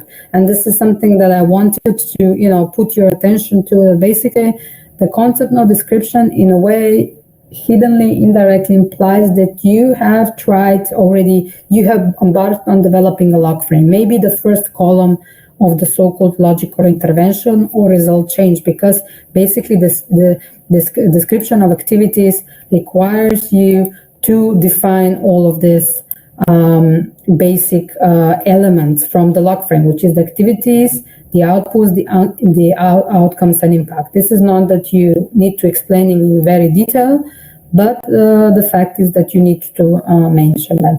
The last thing in terms of the description of the action is that you need to define the broader time frame and the specific factors of the action. Here, at least minimally, you should express or write how many months the action will be taking place, considering that the guidelines expect a minimum action of 24 months and maximum action of 48 months.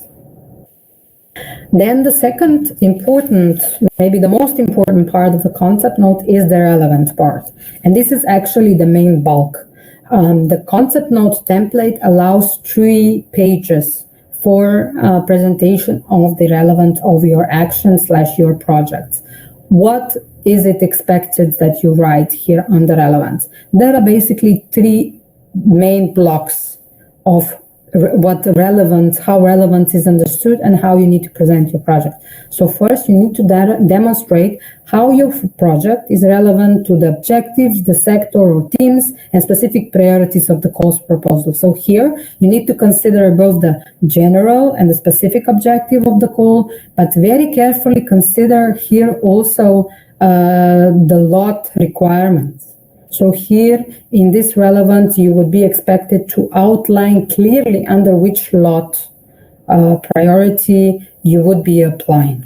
Okay, so this is where you need to kind of decide and express this in written form. Also, it would be very important, it's very important here in terms of the relevance. So you say, okay, my project is linked to this general objective in this such a way. It's positioned within the lot because of this and this and that. And what is very important in concept note that I should stress, and especially in this relevance, is the kind of argumentation or the information you put to support your, let's say, so-called decision, quote unquote, in terms of for which lot you are applying, for which specific activities, type of actions you're going to focus on in your project. So this is very important. And as I said, a very important thing is that you explain which expected result or lot refer to in the guidelines you will be addressing. And then once you decide and limit yourself to this, you basically cannot change that in the later stage. So it's very important for you to consider this. How your project idea fits within the specific lots and how does it link to the specific objectives and general objectives of the call, and that you describe it in this first part of the relevance. People sometimes have a dilemma: should they, delete the short descriptions of, what is stated under 1.2.1, and when it's titled relevance of the objectives, etc., etc. I would advise, what I've usually seen is that you leave this and you just delete insert text here, and you just you can copy paste the text. The offline version is also very useful because maybe you can draft your text and see also the limits, so you're not more than 1 page or 3 pages, whatever the limit is for the specific section you're writing. And then only once you're finished, when you do the spell check, when maybe a colleague checks it against evaluation criteria, only at, once you're finished offline, then you can transfer it into the prospect. You might also opt to write it elected in the prospect online tool, but this is up to you. It might be easier to also write it offline, so the instructions and the template can be very useful. The second part of the relevance, and so you need to describe the relevance against the objectives of the call. Basically, you need to convince them why your project has to do and is the best one to implement and to contribute to the objectives and to logs that they have proposed. Then the second one, which is very important, is part in relevance, that you need to convince them or explain how your project is relevant to the target country, the region, and relevant sector. So this is very important. How does your project has to do with the specific needs and constraints? And here you see that you really have to do really good sector-specific geographical area of intervention analysis. So in this part of the relevance, you need to write the following information or introduce following information. The pre-project situation, what I presented, if you remember, when I was discussing the new log frame approach, the so-called baseline situation. So here also, as much as data you have, if you're addressing a situation of a specific marginalized group in your country in a very specific area, then here you would need to describe what is their situation in the moment and present as much data, but of course, very in a composite manner, because you don't have a lot of space to write. So you have a limited format to present, so that you really convince, this is the situation of this target group or this area or this sector. It's really, dire situation. And then you go on and you detail, analyze, what is the specific problems. And then, of course, you present also plans that have been undertaken and already by other stakeholders, and then of course you explain how your action will relate to such plans, but also what will be your intervention in this area.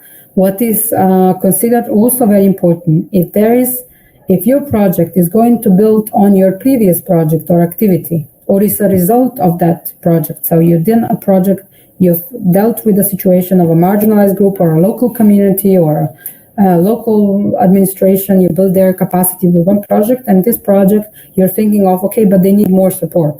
And if there is another larger program, for example, by another organization or a government institution or other donor, it's very important that you show that you are aware of that, and you need to explain how this is going to add value to that, and how it is not going to be synchronized, and how you're going to avoid overlap. This is very important. It's not very smart to say, we know that somebody is doing something, but let's not mention it, because otherwise this might, lesser our chances of getting that project. This is the wrong line of thinking. It's more correct, and actually added value if you say, okay, we know that this organization or, World Bank is doing this and this, but our project will, cover this gap, which is not covered by that project, and blah, blah, blah. So this will first show to the evaluation team that you are really an expert. Let's say you understand, you know who are the stakeholders, you know who's doing what, addressing this specific situation, but you will be able to demonstrate the added value of this project. And this is exactly what the European Commission is looking at. What is going to be the change that this project is going to contribute, and how is it going to affect the target area, the target sector, and the target group. So this is very important for you to consider, to be aware of all of the other interventions and to mention them very briefly, as you can only in limited template of the concept note. The third and the last issue that you need to cover in describing the relevance of your project is the situation and the needs and the constraints of the target group and the final beneficiary. So it's very important that you know very well the situation of your target group and the concrete beneficiaries that you will be targeting. And in this, you need to describe exactly who they are, describe them, quantify as much as it's possible at the stage of the concept note, although probably because you're not yet thinking of detailed budget, it might be hard to say how many final beneficiaries, if it's going to be 450 or 500 or whatever, but maybe you can go and give an approximate number. But what is more important, that you describe their problems and, their concrete situation. There is a question or a comment from Juliana. I have encountered issues in defining target groups and final beneficiaries. Sometimes they can be the same group. Obviously, Juliana, sometimes they are the same.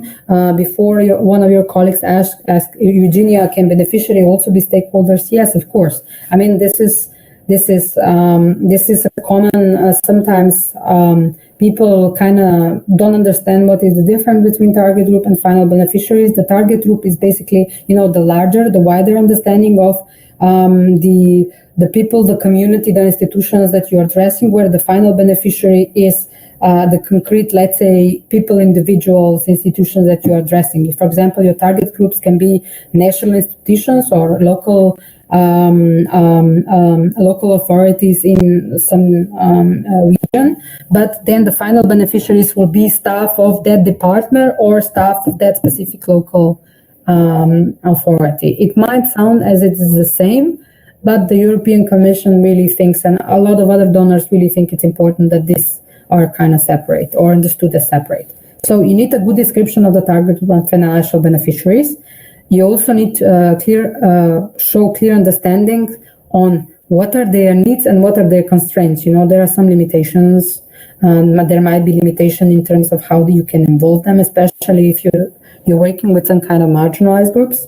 They might have very limited skills or limited understanding. It can be a language issue. It can be other type of limitations, whatever it is, you need to describe.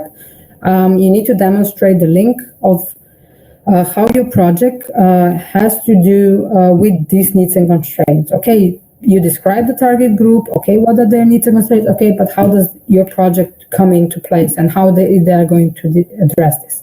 And the fourth and very important, and this is again the already mentioned a couple of times, principle of partnership, is that you explain whether they have participated in any way to the participation of concept note. So if you have had meetings or if you worked with them in previous projects, this is where you should mention that, and this is a very important information for the Commission when they evaluate the concept note. Then the last basic part of the concept note, which is considered part of the relevance. So this added value elements description comes into the maximum 3-page calculation. You should also be able to demonstrate, this doesn't need to be something very long, but short, maybe 1-2 paragraphs, that you need to potentially mention what are the specific added values of your project. It can be something super innovative, or it may be something more easy. For example, you have an approach that you used in terms of monitoring or advocacy or an approach in capacity building, but you're just using it on a new target group. So your project will be with a new target group and beneficiaries. So that can be an added value. So nobody has worked with, marginalized women in that specific, district or part of Moldova with this type of methodology. So this can be considered an added value. Or an added value can be the things that you have listed on the slide. So, for example, you're promoting consolidating public-private partnership, innovation, best practices. But if you don't have this kind of elements, maybe you can consider something as what the European Commission considers as cost-cutting issues, such as will there be any environmental impact or issues related promotion of gender equality, equal opportunities. You will be including and considering needs of disabled people. Maybe you have such a target group involved, so you have that added value. Rights of minorities or rights of indigenous people. I guess this last doesn't pertain to Romania. So this is basically the meat, if you will, like the concept note. What are the elements you're expected to describe? And this all together can be composed of, with the technical information, of 5 pages maximum. So this is very limited space. One of the issue you have in the table of contents of the offline concept note mentions that the third part that you need to describe is the partnership. And then when you look at the template and the instruction, there you have it, but in the template, this is gone. So you don't have no 0.13 partnership. Basically, the partnership is usually addressed through inclusion of the information on the lead applicants, co-applicants, and affiliated entities, which comes from PADR, because I think those two systems, the prospect and PADR, are going to be linked. But in case there is any specific information that diverges, so it's different from PADR, let's say an address, a representative, a person from any of these organizations, then you should write that also at the end of the concept note. Here I also wanted to mention something else.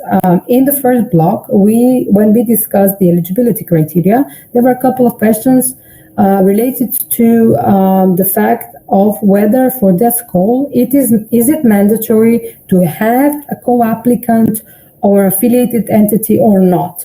And if you read the call for proposals, it states everywhere that if any, which points to the fact that this is not mandatory. While we were having a break, I opened the corrigendum that was published on Friday, and actually there was a question number 2, that actually asks about this issue. And the EUD in Moldova answered that the lead applicant must act with at least one co-applicant. So what I wanted to clarify that while in the guidelines it may seem that you do not need to have a co-applicant and you can act strictly, if you strictly read the guidelines, by yourself, the corrigendum, so the explanation by the delegation in Moldova on this question that somebody posed to them was that they actually need to act with at least one co-applicant. And I would really urge you to take this into consideration.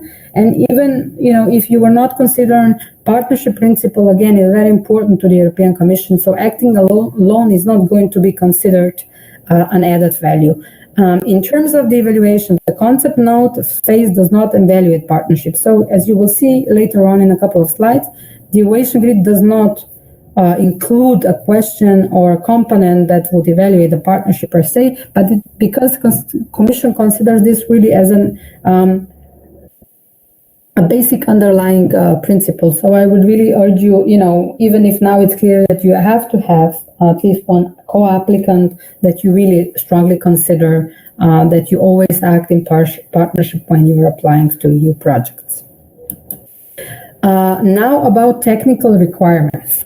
So now we finished looking at the template of the concept note and the instructions and what you should write under each of the subheadings. Technical requirements are very important. For the concept note stage, these are very strict. First, you need to closely follow the template. Unfortunately, the filled out information has to be in English.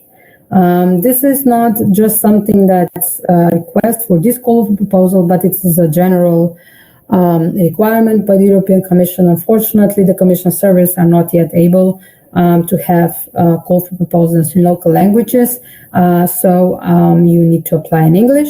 Nevertheless, the call for financial support that you might be considering within your project can be launched in local languages. So you will be launching your call for proposals, and that application process can be in Romanian, local language, but the concept note that you need to submit to the European Commission must be in English. There are also very strict requirements, and please really stick to that. Do not try to enlarge or change that, because it might result in them not considering your concept note. So please do strictly abide those technical requirements, because you're risking otherwise that your concept note will not be considered, and therefore you will be in a way disqualified from, a possibility to write the full application and then get a project support. So the concept note should not exceed 5 full pages. A4 size, it should be written strictly in Arial 10 characters with 2 centimeter margins and single line spacing. Again, please do stick to this. Do not try to, change. Have somebody in your office, if your concept note is too long, have somebody in your office and somebody with good English, read it and just try to, compress and summarize it. It's better you delete one sentence or compress something than, you go over or change the margins or spacing. It's not really, you're really not advised to do that, because again, you can get disqualified.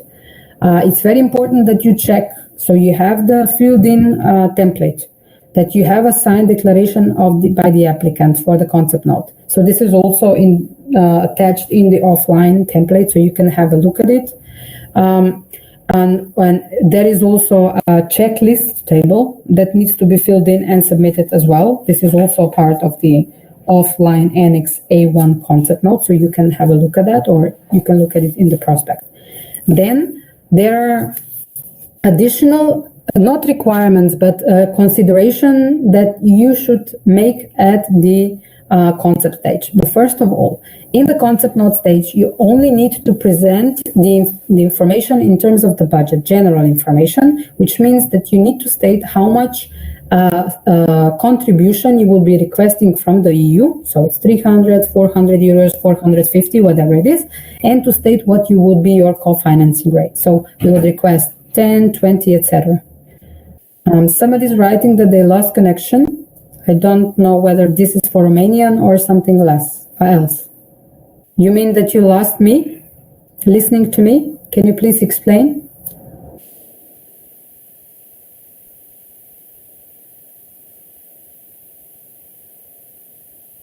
Do you hear me?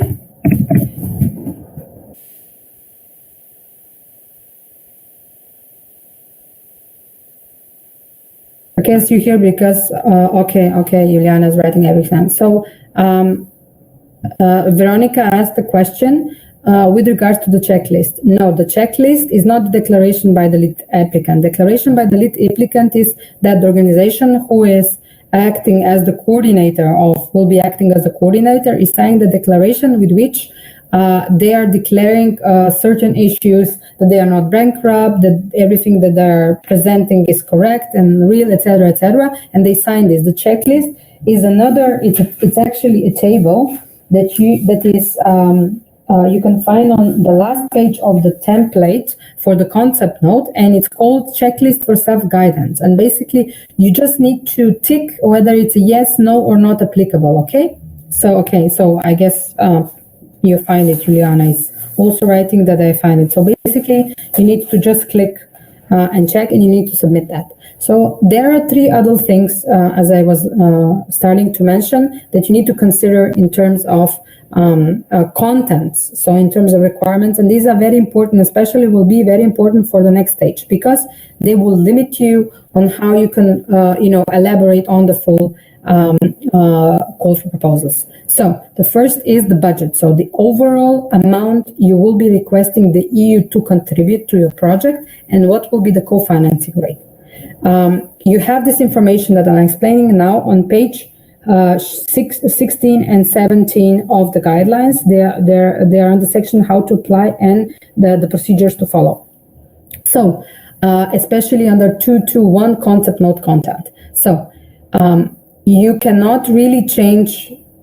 There are really limitations on how much you can change the budget or the co-financing rate later in the later stage. So while you really don't need to develop the whole budget, you need to be very serious and really think well how much contribution you're going to request, and also how much co-financing you will be able to fundraise for these projects, because you will only have a certain amount of variation that you will be able to do, and you will have to justify it. For this call, a variation that you might later present is 20%. Okay? Then the second thing, a positive factor or is that you can change from, for example, in the concept note, you will say you will request 10%, which is 30,000 euros on contribution, and later on you are able to fundraise with another donor and you use that money. That's fine. So this is not a problem, as long as it is a contribution and this doesn't come from any other EU program. So Moldova Lavender Association asking, can it come from other donors except EU programs? So the answer is yes. And this can be changed. You can now say that it's from your own contribution, but later on you get a donor. So, but you have quite limitations, or let's say it's really hard to change your partners and the duration of the project. So you need to be careful. For example, if you create a partnership, now the concept note, you need to stick to that partnerships. Change of partnerships, so co-applicants, affiliate, is really hard at later stage. It really needs to be justified with things like force majeure or similar. So it's not something that's easily done or the Commission really accepts.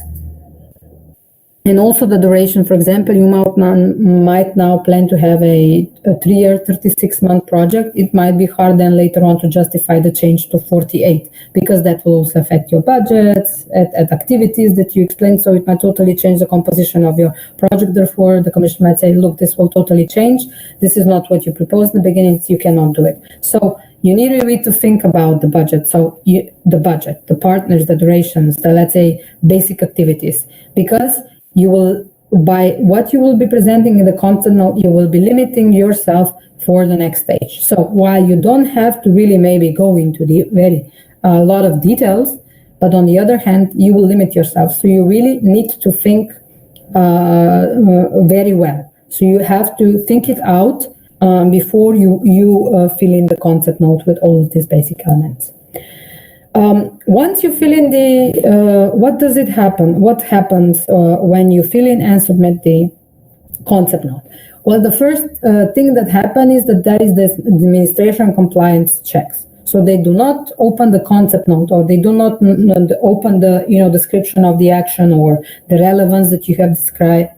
But they first open they look and check technical issues. For example, the first one they will check, is it submitted within the deadline? And again, observe that the deadline has been moved for 2 weeks. So the new deadline for submission of concept note is 18th of May. However, please do observe that the deadline is limited, or is in Brussels time. So it's not in Chisinau, it's in Brussels time. So if you submit in Chisinau's time, I mean, you're 1 hour in front of Brussels, so that you might be safe, but nevertheless, do observe the deadline and be careful. I also, because it's online, I advise you to do it. I mean, if it's possible, a day later, earlier, but if not, at least not the last hour, because, the system might get stuck or it's under maintenance, so you might jeopardize in applying. The second, the concept note also is going to be checked against the checklist. So while you might just, not think and just, tick the boxes in the checklist, the Commission will, check this. And if there is something missing or incorrect, your concept note doesn't even get open and evaluated. So this is very important. Veronica Kazauku has a question. Again, about checklist. In CN template, there is the following statement. Please delete the checklist below before submitting your concept note. Can you explain before you said we have to submit it together with the concept note? This probably means that when you go into the prospect, you probably need to, I'm not sure because I don't have direct access to the prospect, but I think that you need to, kind of attach them. So you need to attach them probably as separate documents. So one is the description of the activities and the relevance, and then one is the declaration, and one is the checklist, So this is probably what it means. So before you submit the concept note, meaning the contents, you delete the checklist, so you put that in another Word document, and then you tick it off and you attach it, or you fill it in directly in the prospect. Okay.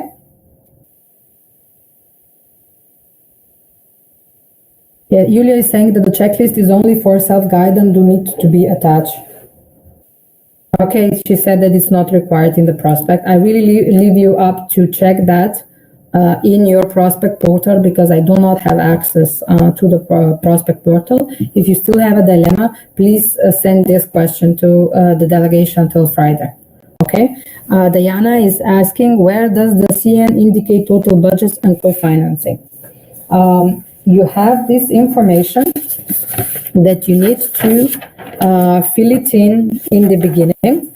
Let me just find exactly where it is. Tell you the page.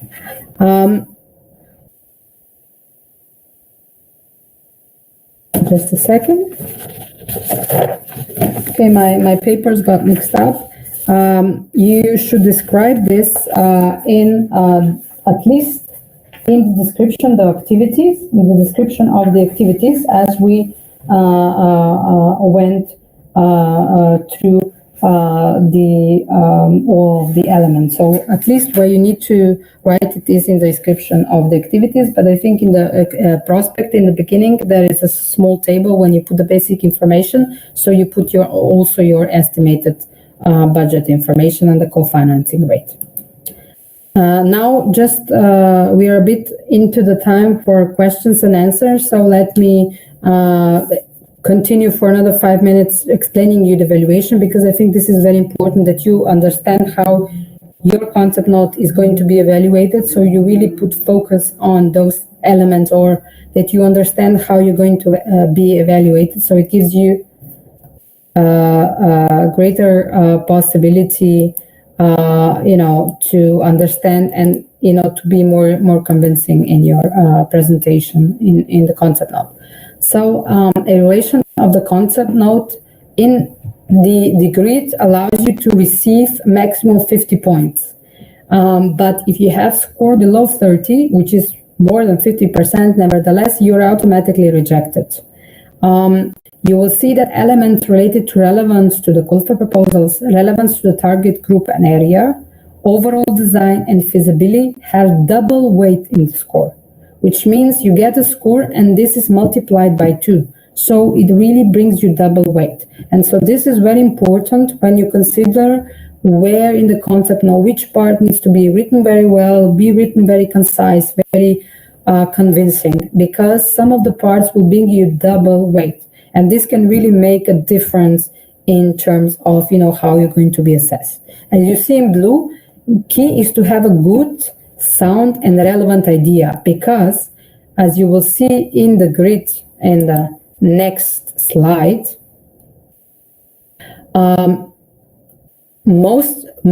two of the questions or two of the evaluation criteria under relevance bring you double size, double score. So you can see how this is important for the design of the action.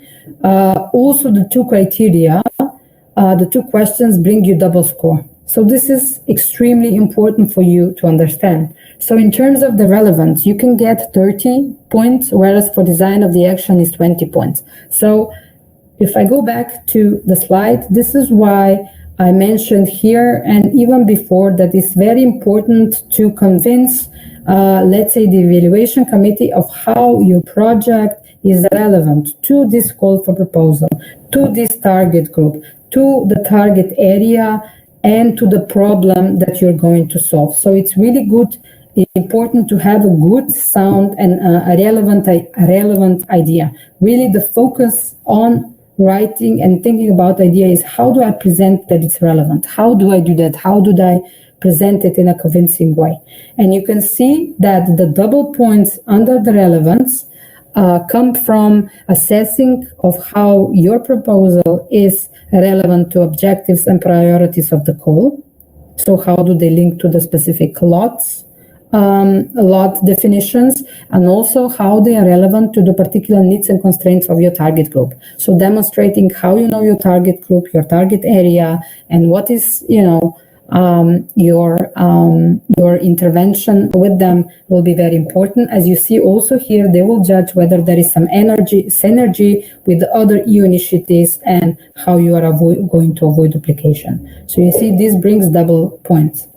The other two criteria under relevance are, how you have defined and strategically chosen, the involvement of final beneficiaries and target group.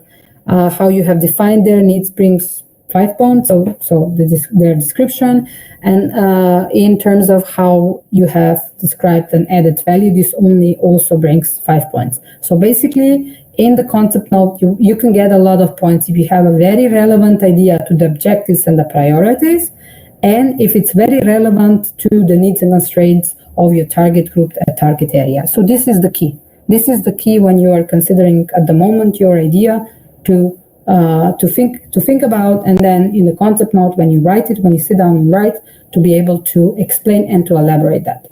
In terms of the design, you can see that both of the criteria are relevant, but what are they going to ask themselves when they evaluate your concept note? They're going to ask if you have shown a coherent design of the action. So what is your strategy? What is your intervention? What is the change? Does it reflect the problem analysis?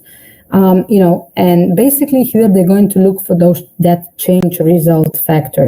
What are you trying to do and how you have planned your intervention.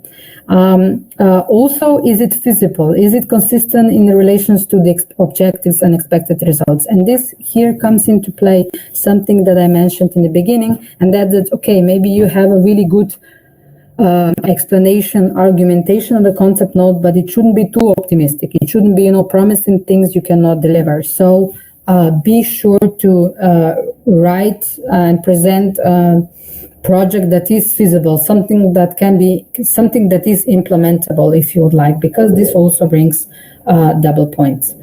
And now to the last slide. What happens? So the European Commission has, or the concrete people on the evaluation committee, they have your concept note on one side, on the other side they have this grid, and they put the scores. And then basically you need to first get at least 30 scores. Otherwise, they don't consider it further on. And then what they do, they basically rank the concept notes by score. And then the highest scoring applications will be pre-selected until they get to 100% of the available budget for the call for proposals. And this is where they will cut off of how many organizations they will invite. So basically they looked, okay, the best proposal, but they also have some balance against what are the budgets that these projects are requesting. And then the lead applicants will receive a letter indicating the reference number of their applications through the prospect profile. If in any case you would be applying due to technical reasons by email or post, you would receive that by email or post. And then the pre-selected lead applicants will be invited to submit full applications. According to the new timeline published in the corrigendum, you can expect an information on opening administrative checks and concept notes on 21st of June, and then invitation to submit full applications, those of you successful, on the 2nd of or later after 2nd of July. So you have now, this is the timeline that you can expect in cases you are successful and continue to the next stage. And there is another question for Moldova Lavender Association, and they ask, is it required that the CSO will have to present the audit reports for the previous period financial years. I think what you're asking is about the requirement when you register in PADOR, which is the portal or requirement when you register yourself as an association organization. And then your data are then related or transferred to Prospect, which is a online tool for project application and management process. So as far as I know, the PADOR system as such requires, but it's if you have and you can submit the audit reports for your organization for the last 3 years. So this is something I don't think it's a must in PADOR, but it's if your organization has it, they should submit it. Okay, and Julia also writes that you have to download the audit reports for the last 3 years. This brings us to the end of this narration. Let's call it like that, and we are now open for questions.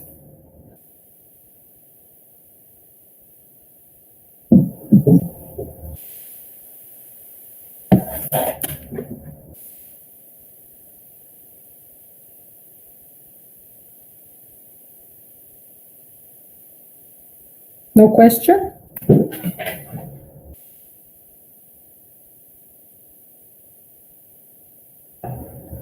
Okay, Gonzalo Alexander, good question. Could we also provide some additional documents on this stage, letter of support, for instance? The shortest answer is no, don't do that. You have also explained this on page 17 of the guidelines, the last line, which states that only the concept note form will be evaluated. It is therefore of utmost importance that this document contains all relevant information concerning the action. No additional annexes should be sent. So the answer is no. You do not send or upload in the prospect or put other information except for what is requested.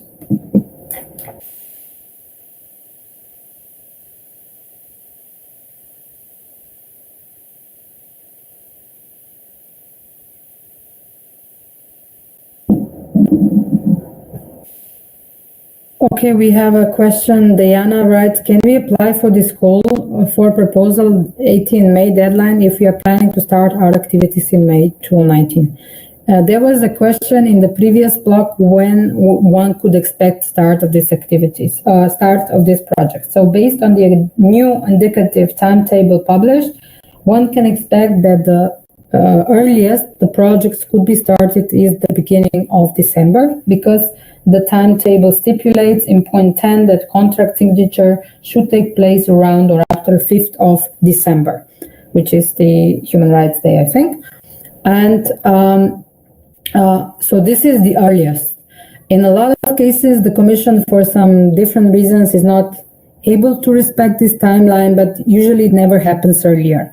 Sometimes there is a possibility to negotiate so that you start your project a bit later if there is really important thing, but what important reason for you why you should stay later, and usually this can be a month, or sometimes there is a budget negotiations going on, so some projects start right on, some start from the same call, they start a month later. This is quite usual. But you're talking, let's say, of a potential delay, let's call it a delay till May 2019, which will be maybe 4 or 5 months. This usually can depend on the budget line that they are using the money from for this scope. If there is a limitation, it might expire by the end of 2018. If they don't sign a contract, then they might not allow you. So maybe the shortest, straightforward answer is that most projects would be expected to start end of this year, beginning of next. There might be a possibility to negotiate, but this would really be clear when you would start negotiation process. Maybe this is a good thing to maybe reach out to delegation now and try to ask them whether there is such a possibility to maybe delay the start of the project. But usually it really, again, depends on the fact what are their budget limitations. If the money is going to expire if they don't sign the contract or start the project, then it might be a no.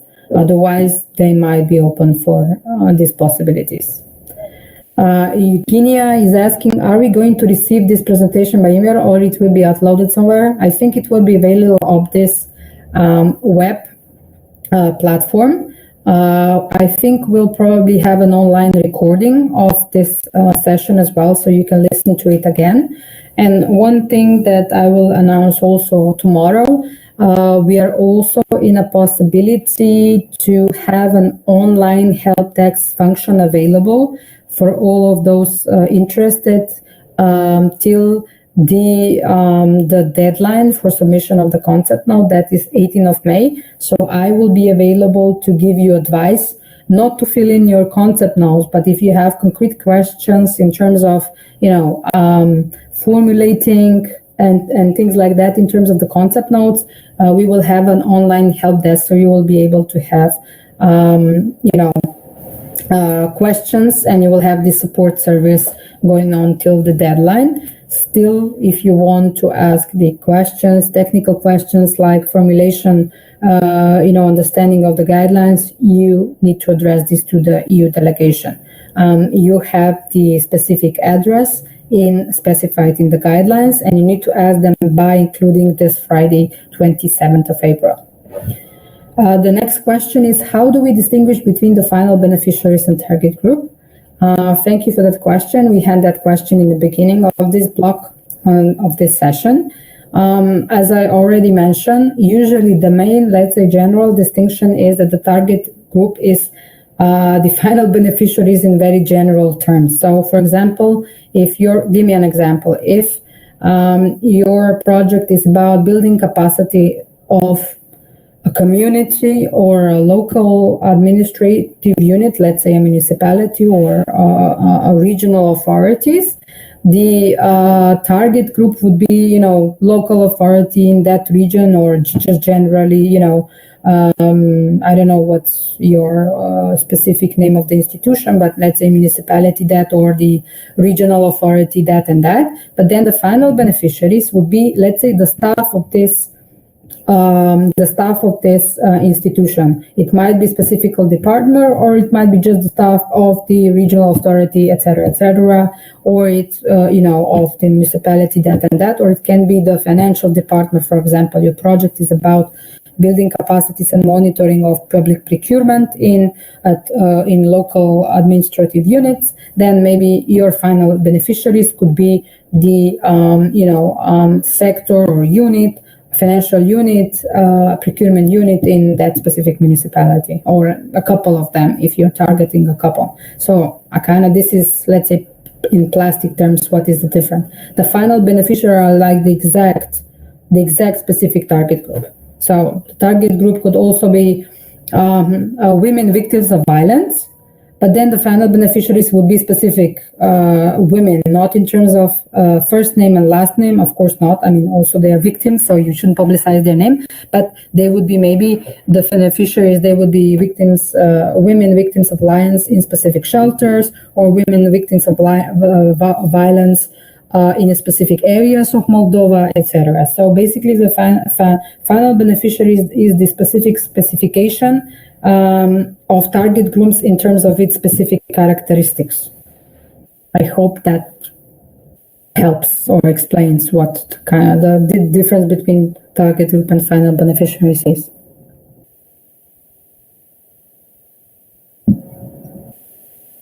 Do we have other questions?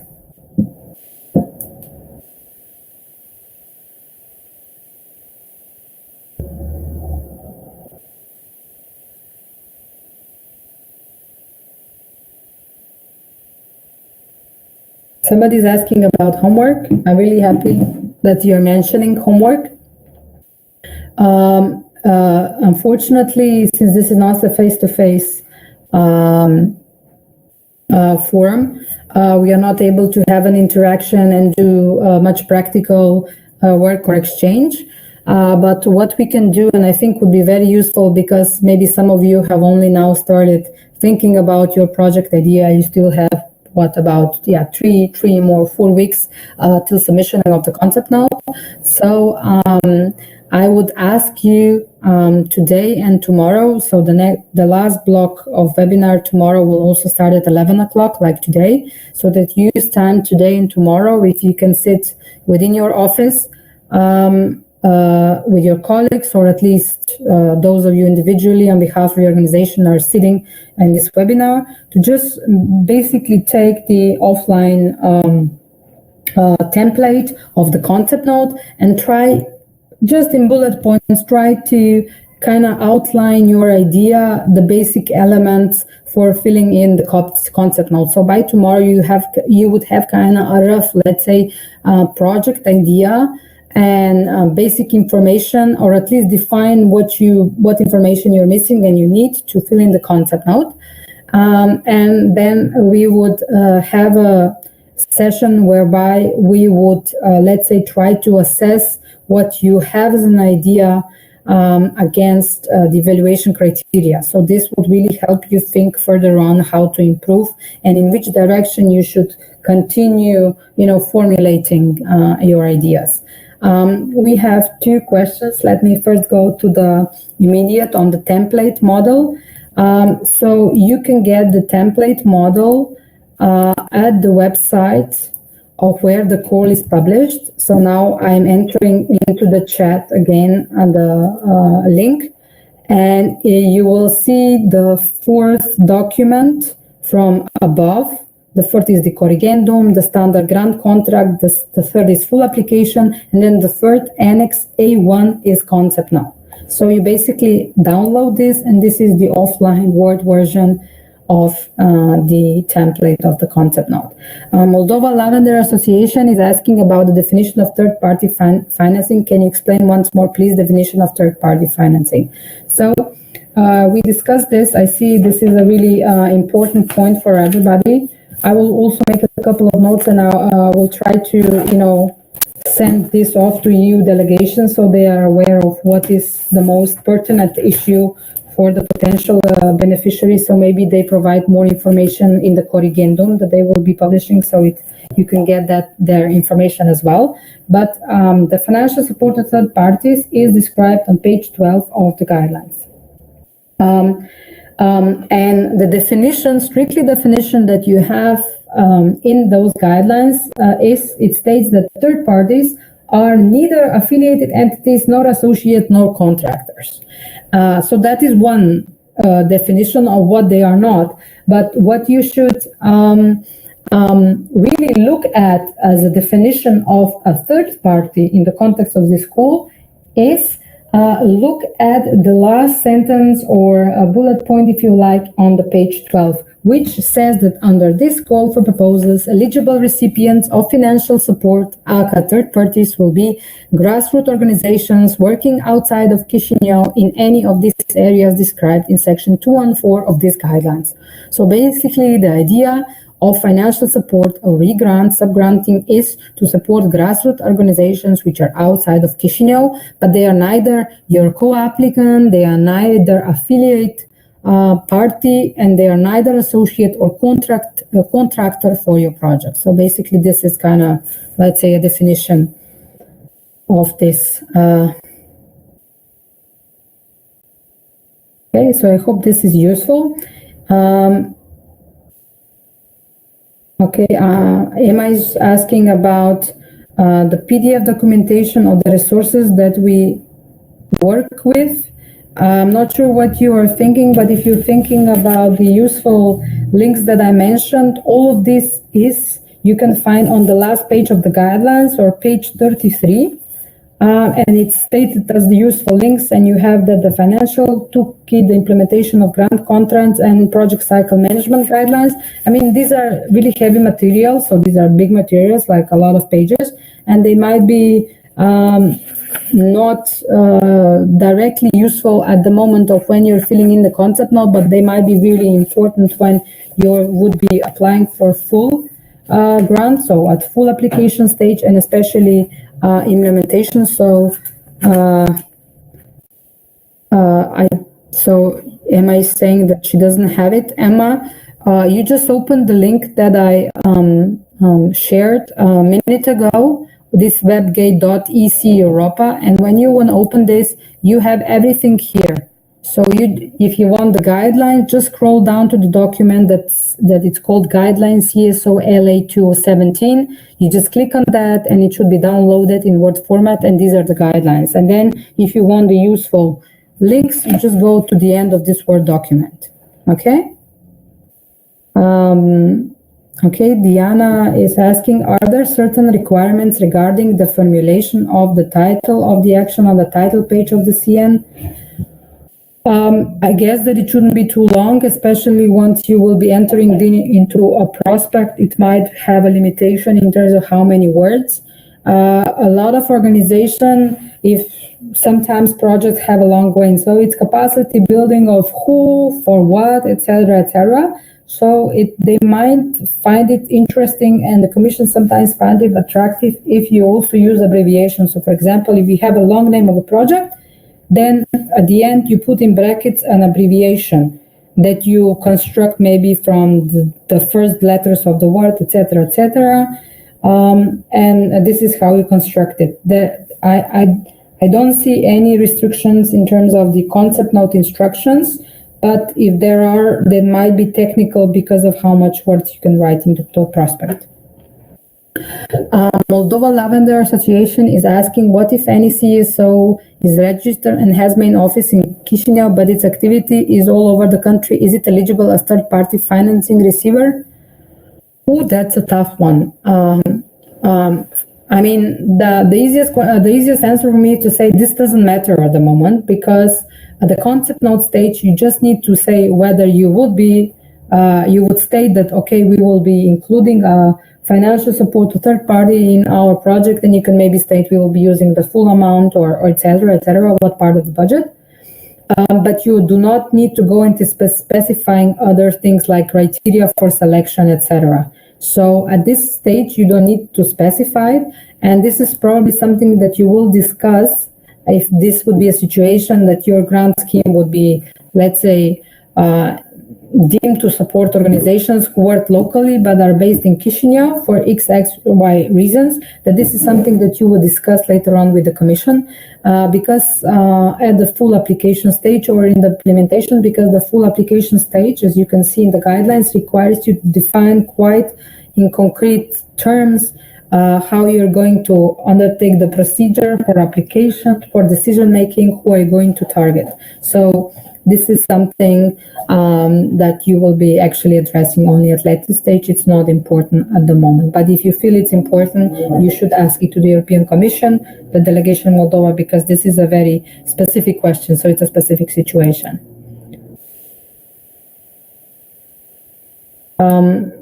Carolina is asking, but in private chat, I will now copy paste it in the public chat. Does the same organization, can the same organization apply as co-applicant on the same lot with two different main applicants? That's a tricky question. This is interpretation of the rule. So, I mean, this strictly, if you're really thinking about that, do ask it to the delegation. But you can see that what the guideline says is that you should not, as lead applicant, you should not submit more than one and receive more than one, and as a co-applicant, you may not submit more than one or receive more than one. So technically it might be possible, but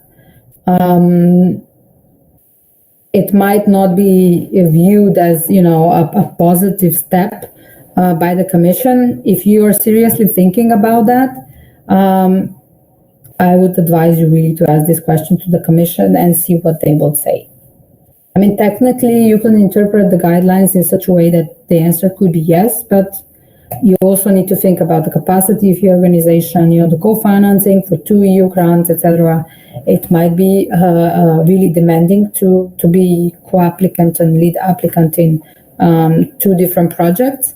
But also do advise you ask the delegation so you have a really clear position from them and then decide what you would do. Are there any other questions? I see we are losing people slowly because the time is also up. for this block, the last afternoon block of today. So please do not forget about the homework. I mean, I won't make you send it to me, but really we can use much better the time tomorrow as well, because we will be talking about how to effectively formulate a concept note, not just the rules like today. And looking from the evaluation perspective, that it can be really helpful for you to, improve and formulate, and you still have almost 1 month's time till then, so you have enough time to really think, to get the information you need, and to really pull together a really good, concise, and let's say most important for you, winning concept note.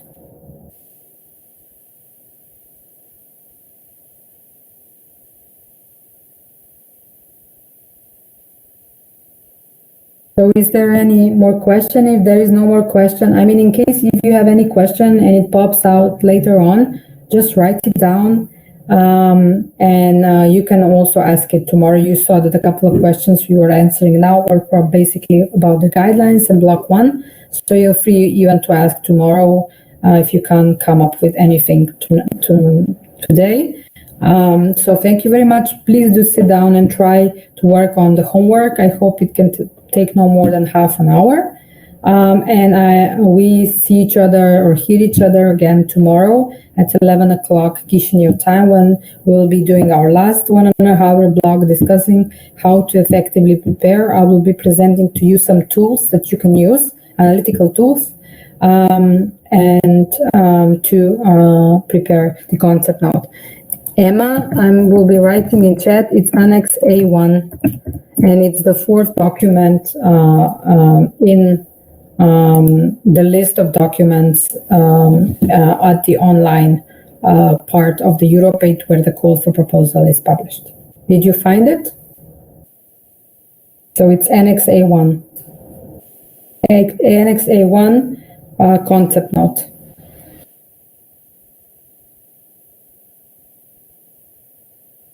Okay.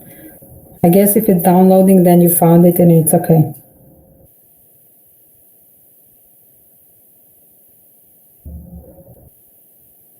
So thank you very much. Have a nice the rest of the afternoon, and looking forward to seeing you and listening to you tomorrow. Bye.